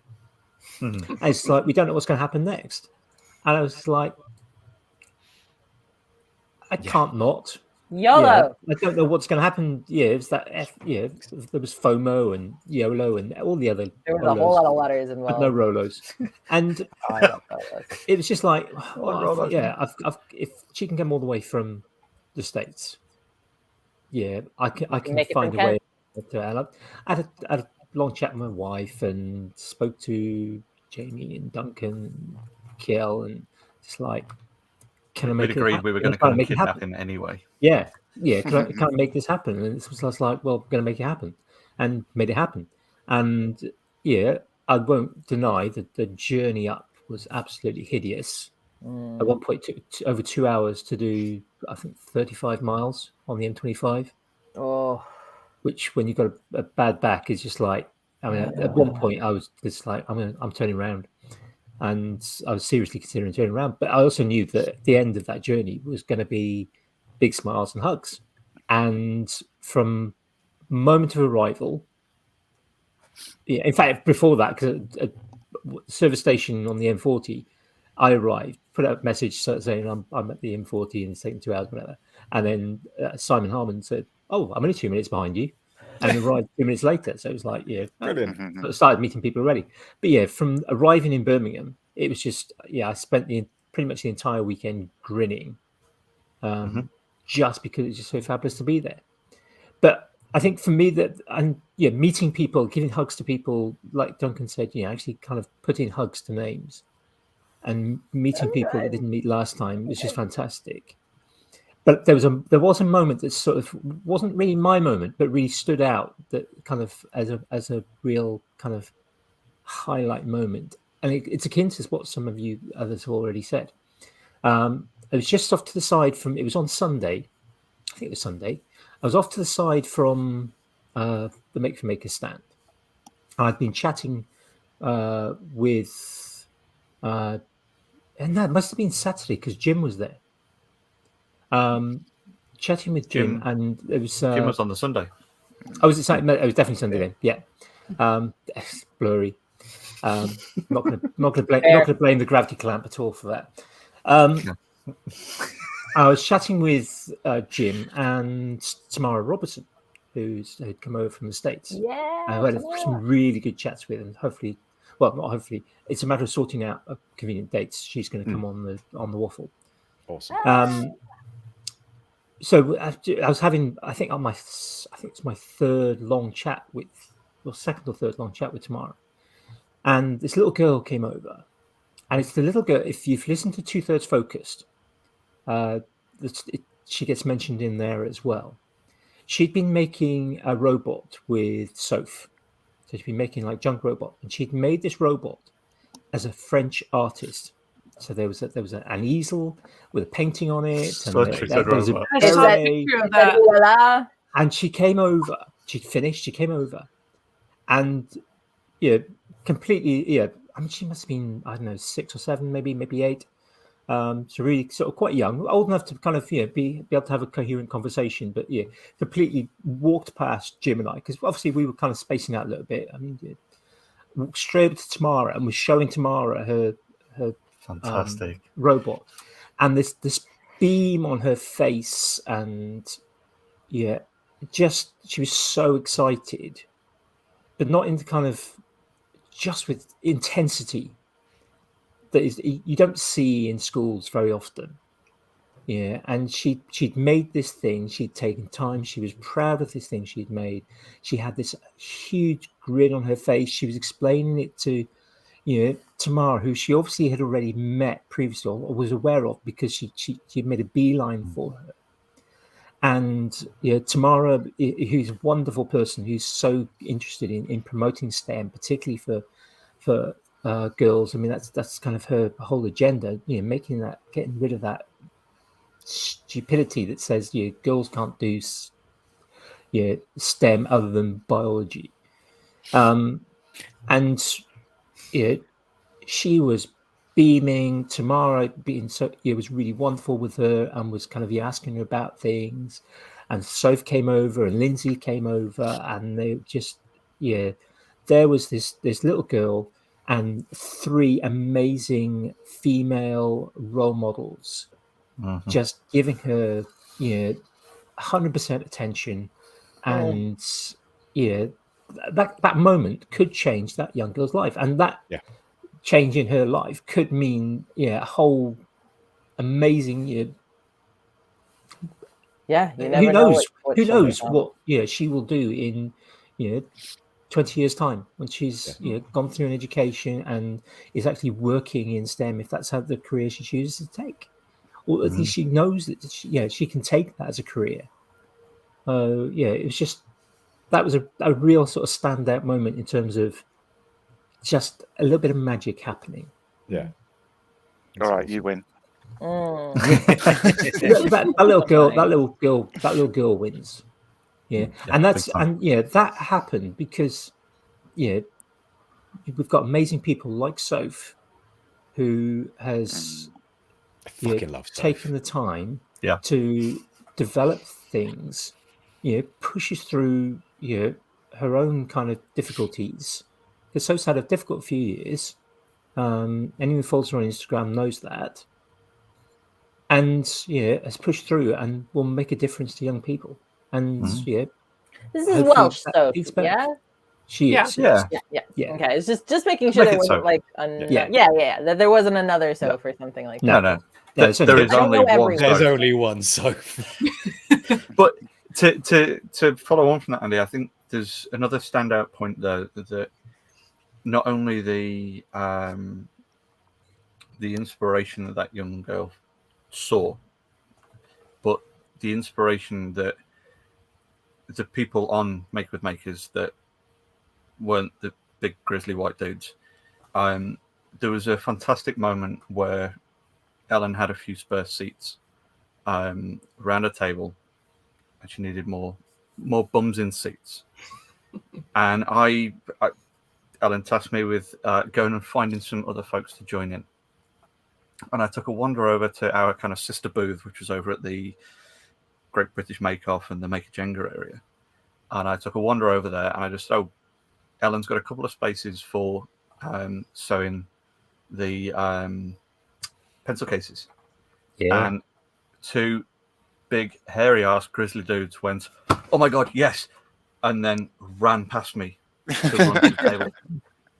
So that kind of being able to have that kind of influence, it's that kind of community thing of like, oh my god, there's a fantastic maker that I love and respect who is gonna show me their skill. There's no bias to anything. It's just that's an awesome skill taught by an awesome person. I'm in on that. And that's the thing, like I love showing kids and seeing the look on their faces. Like I had a little girl in the class on Sunday and it was amazing, but it is equally amazing to me to have like a 40-year-old British bearded dude use a sewing machine for the first time. And it's like the pencil cases, they look like nothing until you're done and turn them inside out and suddenly it's a thing. That's literally all sewing. Yeah. Andy was there on Sunday. It's like that. Yeah. Last time we did the shopping bags, which are more easy to understand. It's like, okay, it's sort of bag shaped and now you add handles. Yeah. But the pencil cases, it just feels like I have no idea what I'm doing. And suddenly it's a thing. And to see that look, the same look you see in a 7-year-old girl who just built a junk robot on a big bearded bloke. it is equally amazing to me because it's like, holy shit, I just made this thing. Like, yeah, you did. You unlock Yeah, the you magic did. for them. Yeah. See, I mean, I Yeah. haven't. I mean, I said this. I did the pencil cases as well. I did mine on a Sunday morning. I have used a sewing machine before. When I was in, it was first year when I was in school, but yeah, year 7 as it's called now. When in school we had rotations of half a term each of home economics, needlework, wasn't even called textiles, it was called needlework, metalwork, woodwork, pottery, and something else in the first year. I can't remember what it was in the first year. And I used a sewing machine then. Yeah, I was fairly adept. So, you know, there was always sewing going on at home. Most of my clothes at that age were home sewn. But I'd seen it, so I was kind of fairly good at it. But I never used. After that, I made a pair of. I can't remember. We made 2 things. I can't remember what the first thing was, but the second thing was on the sewing machine was a pair of shorts. And since then, I have never used a sewing machine. So, and that's 40 years ago. And it was electric sewing machines. I will point out at that point. If I wasn't. If someone's offering to share what they know, then you're just like, yes, please. Yeah, too right. Yeah, definitely. I wanted to get on all the makers things, but I had this weird guilt of like, I have access to these people already. Yeah. Like, I know if I message Ellen and say, look, I'm trying to do this thing on a sewing machine, can you help? She'll go, yes, of course. Try this, do that. You know, but I. Or you can message Ellen. It's sewing machine. Yes. and so there's that kind of like, I don't want to take the space that someone else could have. And I did have a little play with Jamie and his leather. That was fun. And I could see that one coming a mile off. And we've done this before. Yeah. I mean, this is only getting better. So keep going. Continue.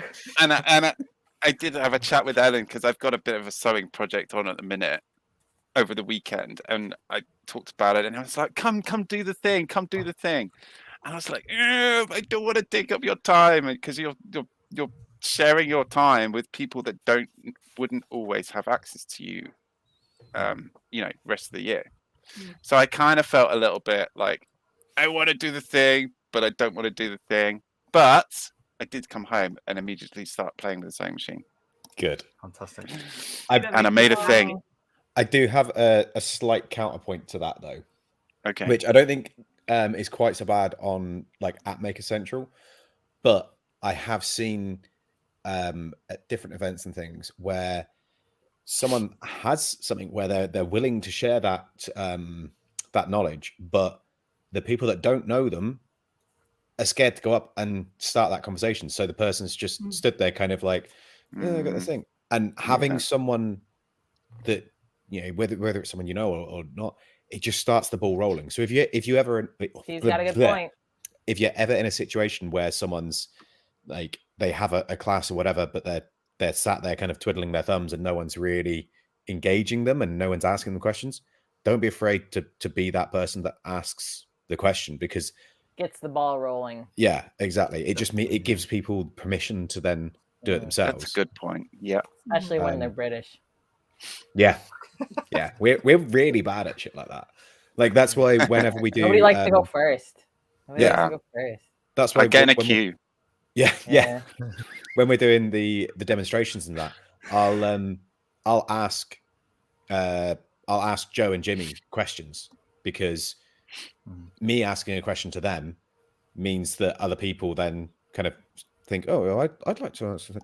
And then I'll just start asking random members of the audience questions, which is always good fun, because then they like... I think you just start your own show, and then it just it's downhill from there. But like getting people to engage is like, like I say, as soon as one person's done it, like that, and that ball starts rolling, then people feel way more comfortable. It's that initial thing. So yeah, even if you do know someone and you have access to them all the time, don't be afraid to but also, Duncan, you're clearly a pudding. Like you were clearly a soft, sweet, precious pudding, and just very, very nice. Like everything you said was just like so sweet and nice. It's true, you. you are Also, a you pudding. look so shocked at that. Like, your response was actually I've seen that face before when I've said things to people in this country, and they've just been like, I don't know how to take this. Am I offended? Am I pleased? And I have to then explain it so that they don't run away. Yeah. And sometimes they run away anyway. We're just Well, not I don't compliments, have that's what much it is. choice about running away here, so thanks. I mean, turn off your camera and like leave, I guess. I don't know. I'm not going anywhere though. So, But since you're talk about kind of sort of fears about things, I certainly have talked to a few people at Maker Central, and I've heard from people since and had a couple of kind of message type conversations, and I know that I've also experienced kind of fear to go and talk to some people. I mean, I kind of sometimes I can get over it. Yeah, it's not necessarily about teaching here, but just like teaching, Just meeting talking. someone. So, for example, I didn't talk to Martina and Hannes from Nerdforge. I kind of wanted to because I really love what Martina does with kind of the bookbinding, particularly. I mean, whole fantasy constructions like just amazing. But being kind of a bit of a bookbinder, I really, really enjoy kind of sort of watching that. And I kind of wanted to go and have a chat to that. But there was often kind of like situations of there's a lot of people around them, trying to avoid too many people. But then also kind of like, yeah, I don't really have the guts to go and talk to them right now because they're big YouTube stars and I'm not, and whatever. And it's like, I'm not kind of. This is a mood. This is a mood. It's the whole mood. Yeah. I very much found myself waiting to be introduced to people because I was a little bit like, I am not just going to walk up to Colin Furs and say, yo, like, even though he's mates with my mate, like we're literally 1 degree of separation, like quite significantly, but I'm still not going to walk up to him and be like, hey, because I'm very aware of the fact that 800 people probably just did the same thing. So like, I'm gonna wait until somebody introduces me, like that's the tactic I'm gonna take. And so like, I feel you, Andy. I was gonna say, actually, very similarly, I also did not talk to Martina because I was just kind of like, you know what, I don't know if we have an actual like connection, like a real world connection, and so I do feel a little weird just going up and being like, hey, I like your work. So I didn't. Yeah. But at the same time, I had people send me messages and be like, hey, I really wanted to come say hi to you, but I didn't because I wasn't sure. And every single one of them, I said, oh, it's okay. Like you totally could have, and it would have been fine. So like, I don't know. Like maybe we should have. Maybe we should have talked to her. Like, I don't know. And I say this with the most amount of love I can. That's so dumb. Like, because it is. Yeah, no, it is. It is. And the number of people I said, the number of people I've said to on that weekend said, just go and talk to them. Yeah, but just go say hello. So what you've got to remember is there are. It might have happened this year, but I guarantee you, next year there will be people that are at Maker Central that feel the same about coming up and speaking to you because you have a podcast. Like that's like I had that the first Maker Central.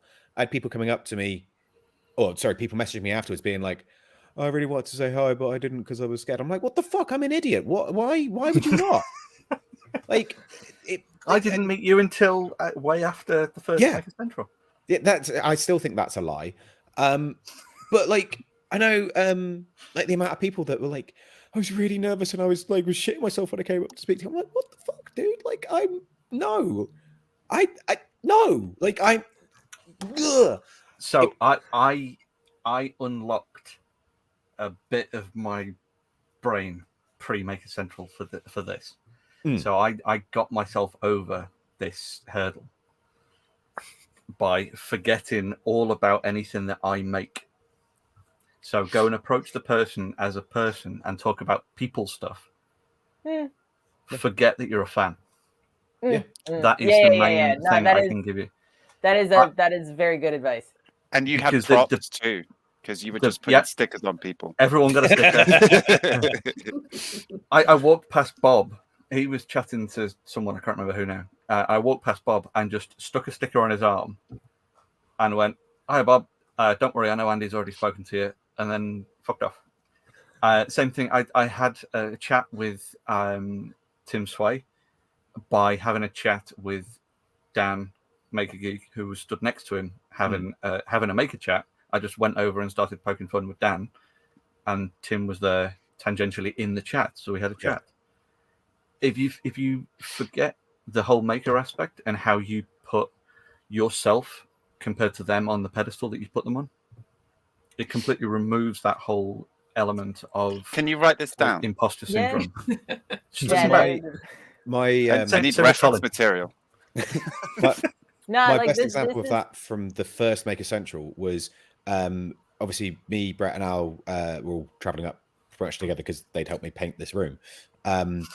And they'd got up there maybe half an hour before me.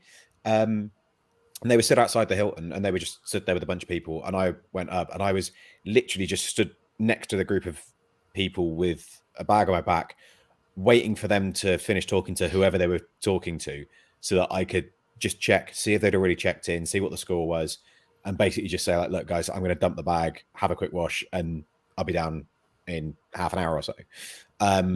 Whilst I'm waiting for them, Jimmy, as in Diresta, kind of poked his head round, stepped around in front of someone else, and went, "Hi, I'm Jimmy," and introduced himself. Like, we're all just people. Like, none of us. Anyone that is that kind of, what's the word? Anyone that acts like a dick about it. Anyone that's like, "No, I'm too important to talk to you." Do you know who I am? Yeah, exactly. Like anyone that's like that. Yeah. Well, I mean, Colin Firth's perfect example. Yeah. Like I was in the Moxie with you lot. Yeah. And like as we were walking up to the Moxie, Ruth and Colin had both walked in to check in with their families. So I'd sort of seen them walk in as we were approaching the Moxie. I was like, "Oh, Ruth." And barged past Colin. Colin sort of was, Ruth's at the check-in desk, and Colin was like stood behind Ruth, kind of in between the two of us. And he'd obviously, he's used to people coming and approaching him. He heard footsteps. He turned round, and I just kind of like pushed him out the way and went, "Oh, bugger off you! I'm not interested in you." And went and gave Ruth a big hug. Yeah.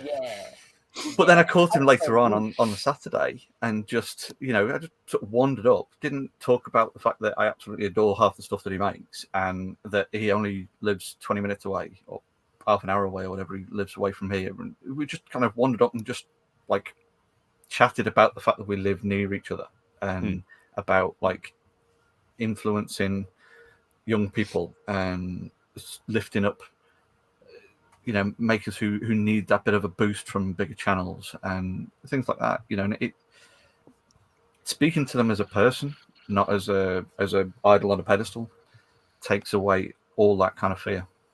I think you'd also be surprised at like how like sometimes there's people and you're like, "Oh man, you're big," but then they turn around and they're like, "Oh yeah, I love your work." Yeah, I definitely had that happen a couple times, and admittedly each time I was just like, "I'm sorry, what now?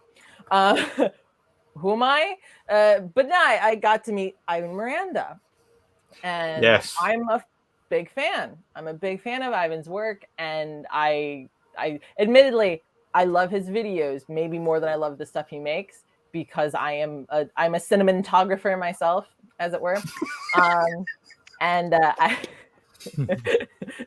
and like he does incredible shots in his videos, which I did tell him after I was about 3 drinks in at one point. But when I saw him for the first time, and I very much did do the "you're a normal person," like, "Hi, it's nice to meet you, I'm Allie," and he was like, "Oh my gosh, it's really nice to meet you. I'm a big fan of your work." And I was like, just melting.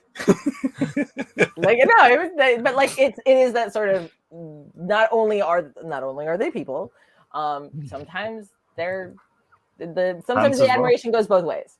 Yeah.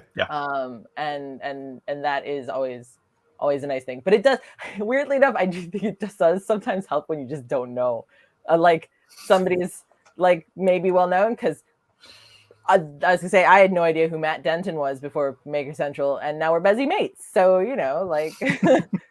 I was gonna say it was very much one of those things. I at one point was talking to him. I was like, "All right, so what do you do? tell me about your work, because I don't actually know who you are." We do that with Steve all the time. Who are you? What do you do? Yeah. I don't know who I am and what I do. What are you talking about? Same. I genuinely don't know who I am anymore. I look at my phone and I'm like, what is this? Why do I have notifications to Cats Creates? What is this? Who's that? Well, you have gone and just rebranded, to be fair. Yes, but I don't know who I am anymore. So it's the problem of my own doing. But it's funny how my brain still like, I know these things that they're just people, and that they're like you can go up and talk to them, but at the same time I don't know it. Yeah. Because like the first Maker Central, like I was very nervous to go say hi to Jimmy DeResta, and I waited until Sunday night, and Brad, I think, dragged me over and it's like, hey, this is Jimmy, this is Ellen. And like this year I was just like, hey Jimmy, what's up? And we chatted for a bit. But then so I know that, like I know he's just people. I just talked to him, and then there's someone else there that I also like really admire their work of, and I'm just like, oh, this is so scary. I don't know what to say. It's like I know it's not necessary, but brains. Yeah. Absolutely. Mm-hmm. But I think Jamie's right though. Like it's very difficult because record that. No, it is recorded. Yeah, I'll make a time note. 1 hour 45. Yeah. There you go. It's that whole thing of remembering that they are like everyone's people, and you don't have to. Because I cannot go up to people and start talking about projects they've done, and I really like this thing, the video where you did this and that, because I can't remember it. My memory is fucking terrible, and without context cues, We've noticed. Documented. Without context cues, I can't just pull that information up. But I can talk to someone like they're a person, and I can engage, and I can talk about like the event and what's going on and how they're feeling, and how checking it to see if they've had any water, or just talking about the fact that like how crazy is it that there's been this many people in today, or whatever, like talking about something that's current. And I feel like that's a much easier way of kind of talking to people, because then you're just talking to another person rather than talking about all of their stuff that they've done that you're really excited about, because they've probably talked about that 1,000 times, and also you're like when you're complimenting someone on something that they've done that you're really excited about, we all do it because we all just tend to ramble and be like, oh my god, I love the thing that you did with the stuff and the blah, blah, blah, blah, blah, blah. And we got a whole show based on it. Yeah, exactly. Like but you can just talk to them rather than like verbal diarrheaing off like, I love everything you've done. Because what can someone respond to that other than thanks? Like there's only so many ways you can say thank you. Whereas if you if you engage in a conversation, then it's much easier, I think. And also I think it takes the pressure off of you as well, because you can have back and forth. Whereas if you're just complimenting them, like I say, it's just kind of you saying stuff at them. If that makes sense. The conversations helps always to practice on people that are not necessarily at the top of your like list of like they're the coolest. Practice people in the middle, and then you can go and do the people higher up, and you'll be chill, you'll be cool as a cucumber. Got him. Cucumber. Love it. I forget who it was. Just to kind of wrap up the conversations. I know we're sort of getting to time where people need to go and sleep and things. I forget who it was. It was I'm sure it was a comedian. It was just a thing that stuck with me, that when you're talking to anyone of any kind of you see as higher standing or anything like that, the great equalizer is the fact that we as humans, we all make the same face when we're squeezing out a poo. That is just, we are all humans, and that is the great leveler. We all do the same thing. So no matter how much you admire someone, poo face. What a good image to have when meeting new people. Yeah, like I feel like that's akin to the whole like if you're doing like public speaking to imagine everyone in their underwear, and it's like that's not gonna help. Yeah. No, exactly. No, But that's to remind everyone that we are all human, you know. Yeah. No. Again, you keep saying that, and I am not. So like, I was going to say it's a hell of an assumption.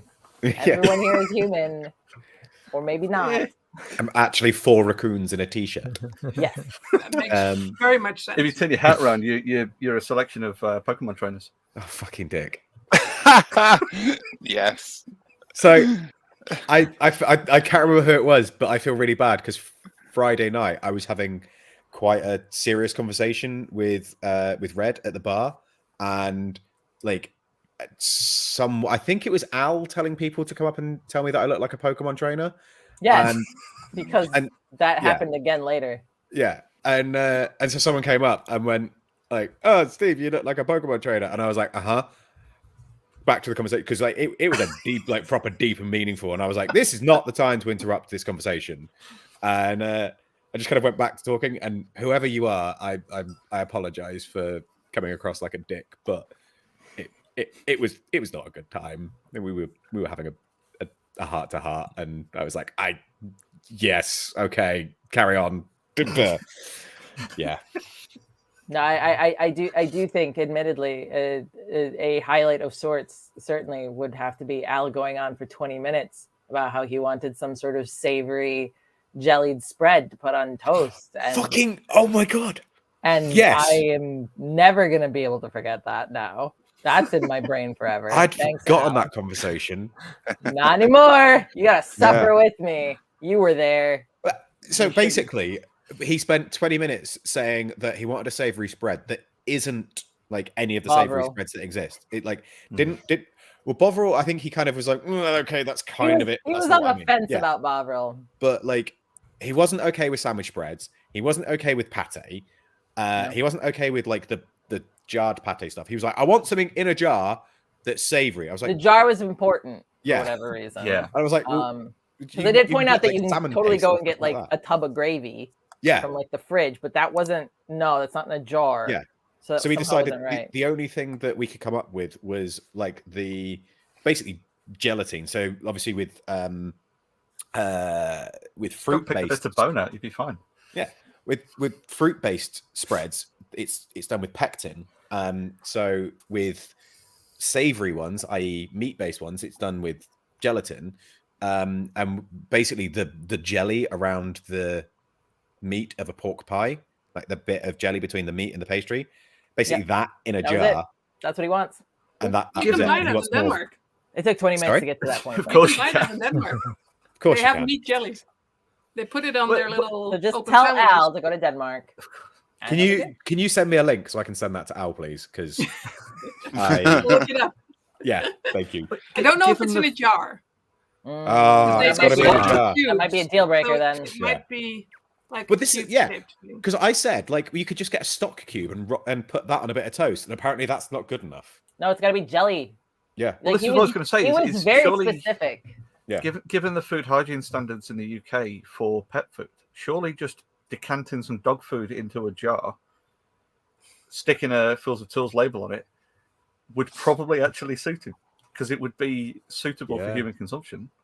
Yeah. If he doesn't know it's dog food, he'd probably still quite happily eat it, and it is Al. So even if he knew it was dog food, he'd probably still happy eat it. Or jellied gravy, isn't it? Just gnaw stock pots. Those little jelly. That's what I said. But apparently that's not okay. That's not it. No, he was very specific about it. This conversation though. Yeah. Also, that was the first real conversation I had ever had with Al, because I don't count the not entirely conversation I had when he was in costume. Also, I didn't realize they were the same person for a little while. So yeah, no, he was just sat next to me, just rolling with this, and I was like, yeah. I do feel quite bad about that because he when he was in the costume, he did say to me, he said, "Jamie, take me for a walk." So like, right, okay, we'll walk up towards. He couldn't see. Yeah, exactly. I was like, let's walk up towards the metal people. Yeah, take me to see Steve.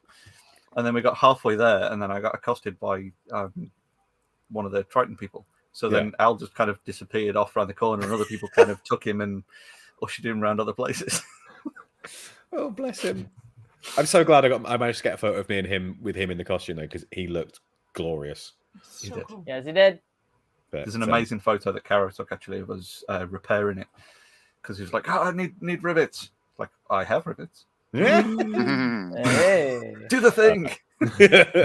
Oh God, I can't remember what Emma. I was gonna say. I feel like if anyone deserves an additional kind of Maker Central shout, it was the lovely, sweet, tiny little knife maker, Emma Smith, who is in like the little selling area, who got so sick she got hospitalized literally on Saturday, and so she wasn't even there on Sunday because she was in the hospital, and her girlfriend was just manning the table.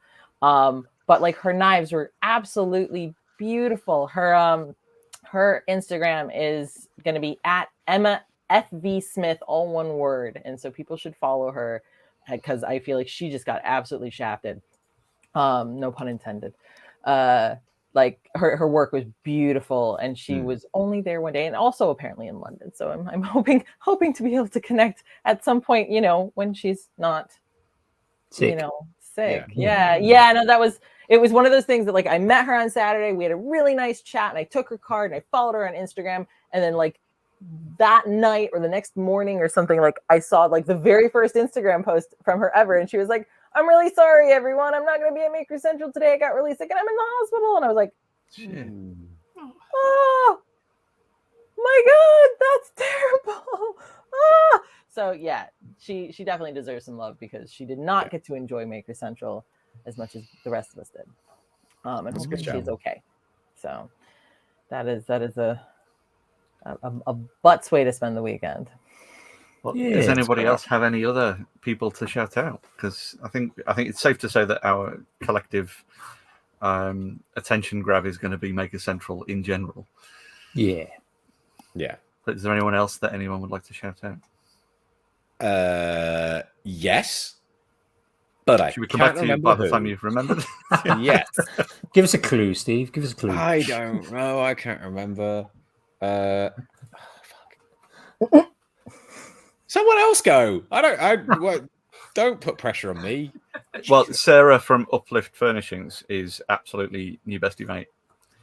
She was awesome. I will second that. Never met her until Maker Central, and she just appeared in the Maker's booth, and I think we just adopted her. And she was lovely and wonderful, and we just come over and just give me a big cuddle. It was wonderful, wonderful, wonderful human. She just showed up and started helping. She's like, people and toys, play. Less of a promote and more of a just like a shout to cool people. Alex Strasic of Raspberry Pi and Paul of Pimeroni fame. Yeah. Very much so. Both just really amazing people, and it was they were both like just doing the Lord's work. Helping people and just generally all of the folks from Raspberry Pi as well. I think I would say. Yeah. And there was a whole bunch of people there. Alex is just the one that like I already knew.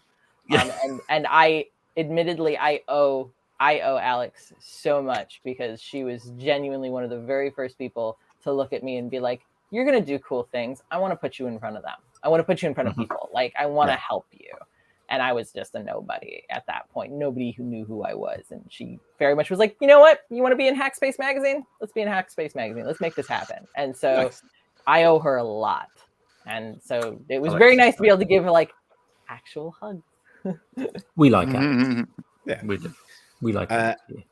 I remembered because luckily Instagram now has a feature where you can see, like, if you go on who you're following, you can order it by who, like, latest person you followed. Instagram did something smart for once. Yeah, that's so helpful. But yeah, one of the amazing people that I met, who actually again was one of the people that did the shout out on the Friday night, the random Steves, was Tyler McCown. McCone, TM Prop Fox on Instagram. I just had a really, really, really nice conversation with him. Although there was one point where I had both him and Allie telling me that I have undiagnosed ADHD. Wait, at the same time? Yeah. Can you not remember that conversation? Yeah. I mean, I also have ADHD. So yeah, what do you want? Exactly. But yeah, it was a really fun chat. Where were we? Hilton Bar on the Saturday night, I think. Is that in the posh fancy bit that we went? No. This was in the slumming it. Yeah, the regular bit. I think that's something I want. I kind of think was better last time. Last time, basically, the makers took over the Hilton. Yeah, and pretty much everyone was there. I think so you could move around more and more. Yeah, Moxie didn't exist, but pretty much everyone was at the Hilton for kind of Saturday night and Sunday night and Friday night. Yeah, and it was just that one place. And this time there was a group at the Premier Inn, there was a group at the Moxie, there was a group at it was a bit disconnected. It was and there was at the Hilton there were two different bars where people were. I think that's what kind of really messed up is the fact that sad. I found it a bit sad actually that. Yeah, because it was.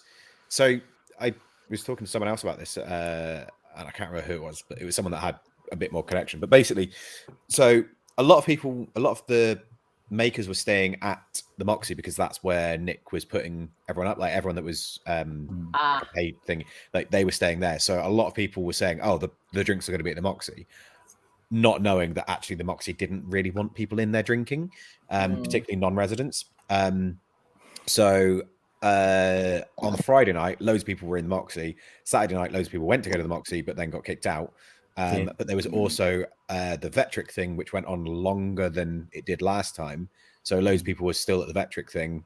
Then there was the secret bar at the Hilton, which some drinks were getting paid for, but then a bunch of because I think they'd actually hired it out just for the Makers Central people. But then a bunch of other random people turned up. I had to pay for my drink, so yeah. Oh yeah, same.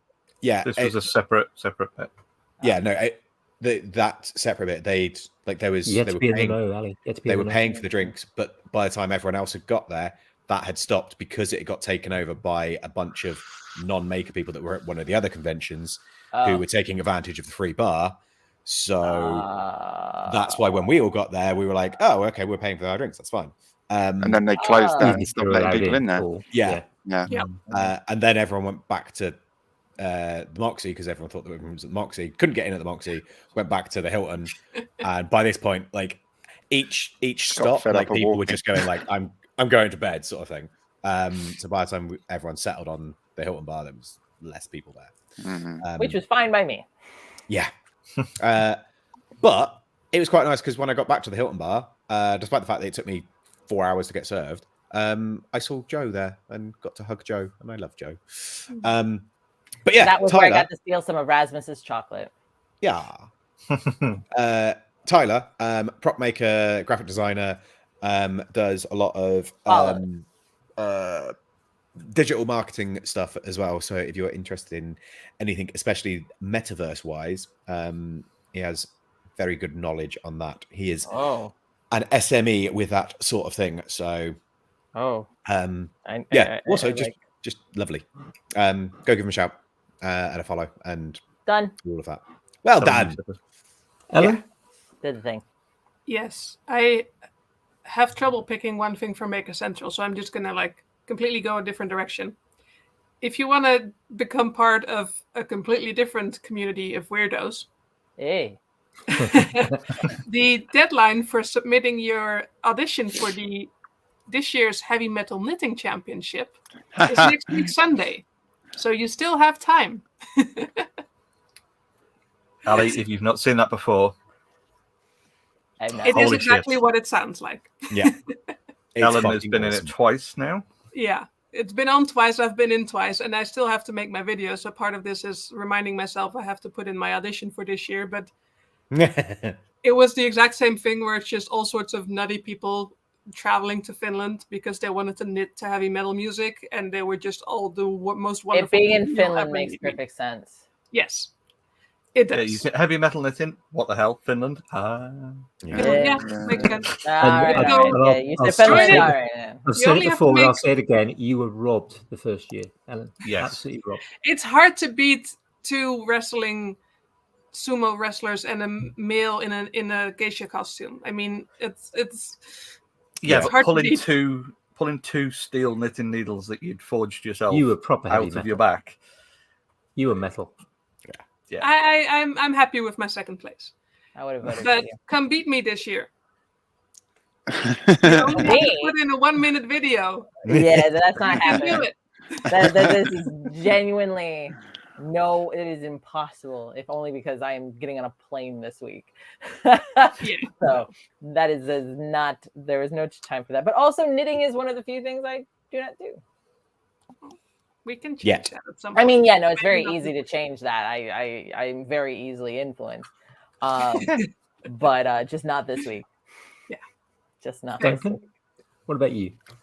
Anyone want to shout out particularly? I want to shout out someone, but he's going to kill me. Do it. I Do it mean, anyway. yeah.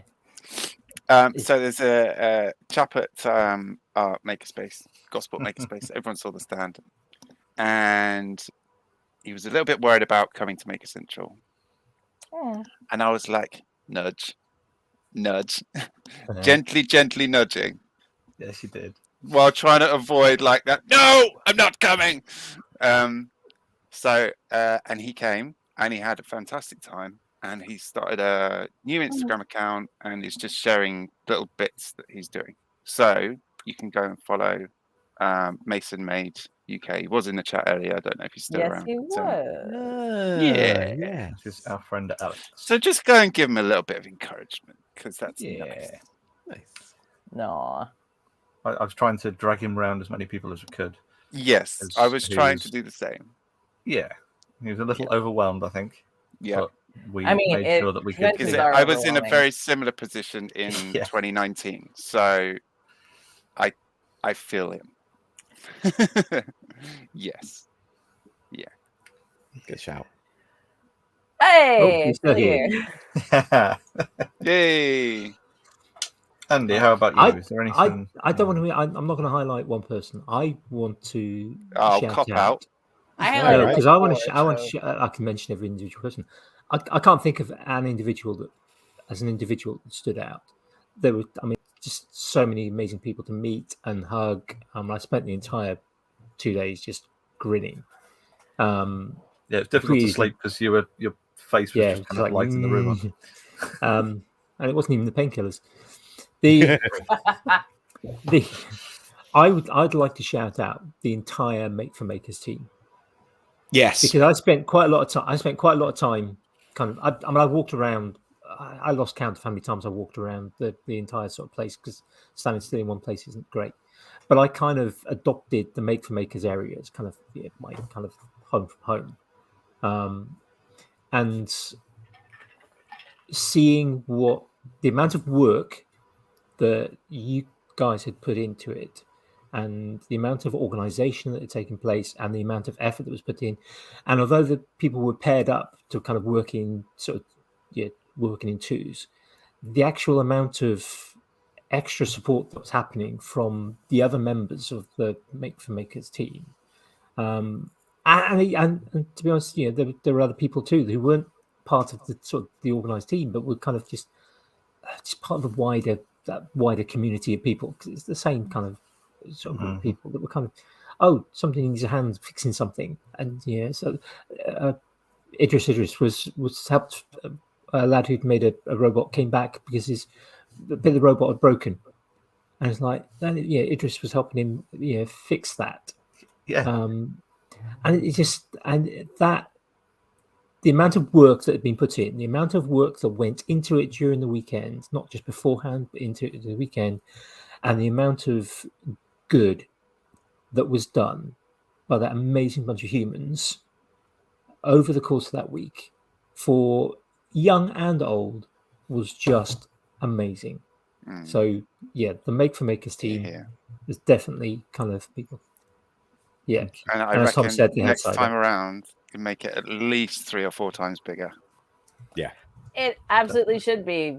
It really should. It was, I think, maybe one of the best parts of the entire show, and like I'm always very reticent to like voice dissent, you know, against Maker Central when so many people love it, but like so much of the convention itself, like the actual event, to me was very kind of like, this doesn't feel super accessible to me since I'm not a woodworker. I'm a maker. And a lot of this stuff is very much the same stuff over and over again, except for like basically it was like the stuff on the edges that was the good stuff. It was, you know, the forge in the back and the make with makers and the kids invent stuff. And then like there was like, shit out of the McGusfoot. Yeah, like, and it was just kind of like that was the stuff that I think that made it, not all the other stuff. And yet y'all had just this little area, you know. I'd like to see Make for Makers be out bigger of the way as well. Yeah, it needed to be more like front and center, more open, bigger, not surrounded by barriers. Yeah, maybe slightly away from the stage. More people involved, and maybe take some of the pressure off those who were.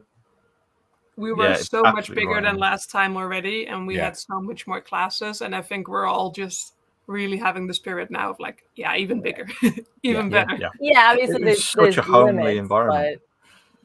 But that was the sort of thing that I felt like actually captured the spirit of what I feel like. Again, I've never been to Maker Central before, so like I had nothing to compare it to. But to me, that if not the spirit of Maker Central, the spirit of making, because endless lathes to me does not capture the spirit of making. It captures the spirit of capitalism and woodworking. There's a real danger that an event like that can just be an expo for people trying to sell their stuff. And I get that. That's what makes conventions money. Because without people selling their stuff, without those companies. But it was the same stuff over and over again. It wasn't. There was very little variety, and I guess I realized from this event a little bit that it does feel a little bit like there is a bit of a maker divide. And I don't mean to start into a whole new thing at 2 hours and 11 minutes in, but it was very much, I definitely feel like there is a makers who do handmade stuff.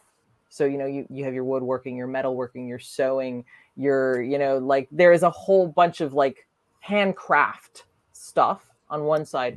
And then you have the more kind of like digital fabrication and technology side. You have your electronics, you have your 3D printing, you have your CNCs and laser cutting and like the more like digital fabrication. And I feel like there's a lot of divide, but not necessarily entirely. A lot of people do tend towards one side or the other, but there are lots of us, I think, who do float between. Yeah, I don't think it's a deliberate thing. I think people just fall into that because like I fall into camp too. So I like the digital stuff. I like 3D printing and laser cutting and CNC and all of that kind of thing. I don't dislike wood turning. I've tried it once. Cool as hell. I think it's really interesting, awesome. but it's not as familiar to me as someone with a clay 3D printer or you know, it's a harder bridge to cross than it would be for how you're exposed to things like making. Yeah.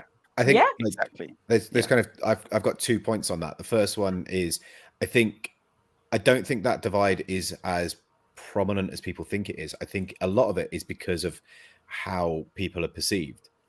So like people that don't necessarily know me particularly well, they're going to take one look at me and go, "Oh, Steve's a blacksmith, therefore that he's all about blacksmithing." I've got a 3D printer there that is actually working again. And like, finally, the fact that's that how you know. That's how you know. Like, I love the CNC world. I love the electronics world. Like it is all stuff that does 100% interest me. It's not the main thing that I do, and it's not what I'm known for. And I think it's very easy for people to take a look at someone and go, "Oh, well, Jamie's got a badge that he's got an electronic badge that displays different things on it. He's an electronics guy." Yeah. Yeah. Whereas the fact that he's actually been down the forge and made stuff, like it's easy to forget that. So I think it's very easy for people to pigeonhole people without really realizing it. And with regards to the wood turning stuff, a lot of that, in Nick's defense, is because he's a wood turner. Well, like, I mean, that when he started the gelling and resin. When he started the event, it was like that first year. It was predominantly a wood turning show because that's the world he knew. That's what he knew. That was the contacts he had, and it is expanding every year. I mean, the first year, the second year was massively different. This year there was incremental improvements, and I think it is going to get bigger and better over time. Hopefully, yeah. And I would definitely love to see a little bit more diversity. But I actually am not necessarily referring to it in the traditional sense. I'm referring to it in the making sense. More making diversity, more 3D printers, more. First year there were more 3D printers. You know, like just more other types of stuff. And again, I get that some of this too is like the companies that are out there selling stuff tend to sell one type of thing.